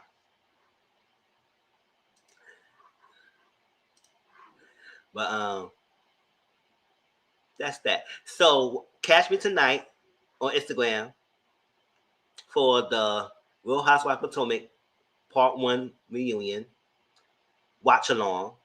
Because I do watch alongs on my Instagram every now and then, y'all. So, and we're going to talk about that. We're going to discuss about things going on. Because I know that clip that was spawning around thing. I have my opinions about that. So, if y'all catch me, let's talk about that. After the panel, catch me on the watch along. It's probably around 10 or 11 o'clock Eastern. So, catch me there. We do the watch along. And after the 4 parts of reunion, we're going to do a live and talk about RSOP and just let's air out how I feel about the season and y'all too, how y'all feel about the characters, the castmates, and all that stuff in that live after the 4 parts. And let's dig down and we'll be done with that till next season. Until we see the bye, right? So, yes, I appreciate every one of y'all for coming in to stopping by and making this live interesting. I always appreciate you. Thank you for Opulus Prime for coming in. I hope you continue on joining my lives. Next Sunday will be more of the reality TV shows. Maybe talk about Love and Marriage Huntsville, Ready to Love, and stuff like that. I think about what shows we can talk about next Sunday, but it will be about the shows. So gear up. Let's be ready for that because I didn't watch no TV show last week, so we need to catch up. So Ready to Love, Queens, Game People Play, all that stuff. Maybe we'll talk about that next time. And recorded videos. I have been in the mood to do recorded videos, so that's why I've been saving the lives, but I need to give y'all recorded videos. So I need to see which one I could talk about. And join me next week. But yes, hope y'all enjoyed the extra hour of sleep that we had today, y'all. Because while I was on my live, it went back on my live, and I didn't realize it went back. Yeah, I know every vein, every curve, the color, all that I could pick up. That's what I'm saying, right? It's shoe. Like, comment, share next week. Let me get these kids together so I can tune in tonight. Yes. So we have like an hour left because it's 7:10 Central and 8:10 Eastern. So we have like an hour. Everything. So let's get your stuff together, get your drinks, because I will be drinking my little Seagrams and Mike stuff and Auntie Momo's channel. So I'm gonna be a little lit. So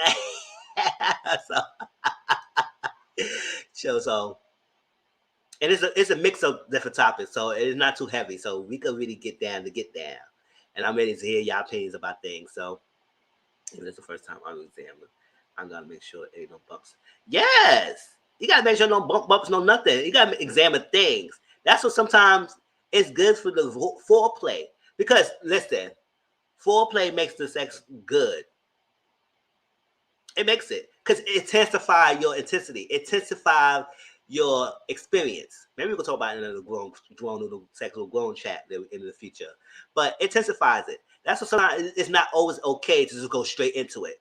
No, build it up. Like, calm down. Like, we got time, boy. Like, what are you rushing for in the marathon march? Like, what the hell going on? You gotta kiss this. You gotta kiss the that. You gotta do this. You gotta Do that. And then when y'all ready to get in and get it, y'all really hot and bothered. Sure, you gotta get to know. Sure, it's like I'm no expert, but that's how it is to me. It makes it really good, y'all. So examine things, foreplay, do things like that. So anybody will come around and try and show you pictures of your man, back off.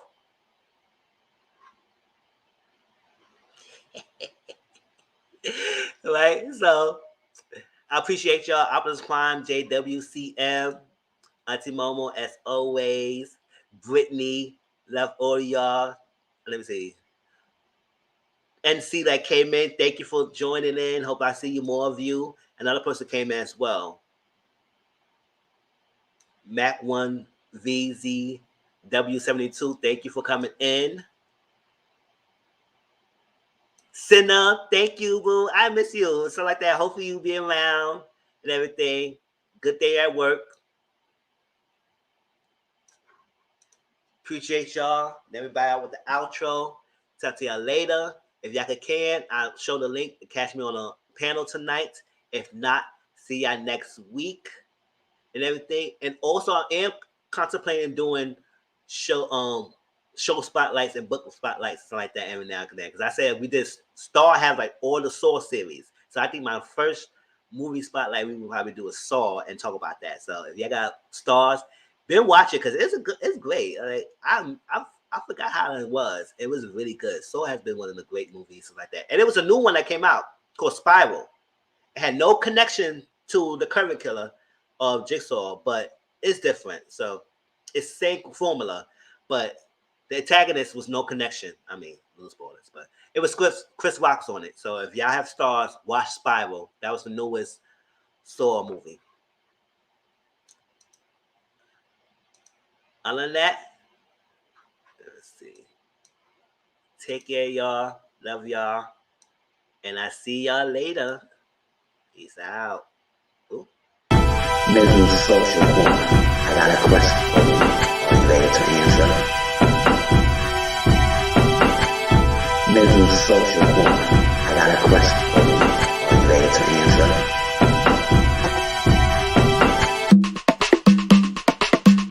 Mizzle Social Corner. I got a question for you. Are you ready to answer? Mizzle Social Corner. I got a question for you. Oh, y'all notice I changed my thumbnail, y'all. So I'm gonna start doing that. Every topic someone might talk about, a few pictures will be on it. So y'all know this to spice it up, visualize. All right, thank you, y'all. Love y'all. Have a good night. Be safe. Be blessed. Join me on my watch along if y'all can. If not, y'all can catch it because I will upload on my Instagram.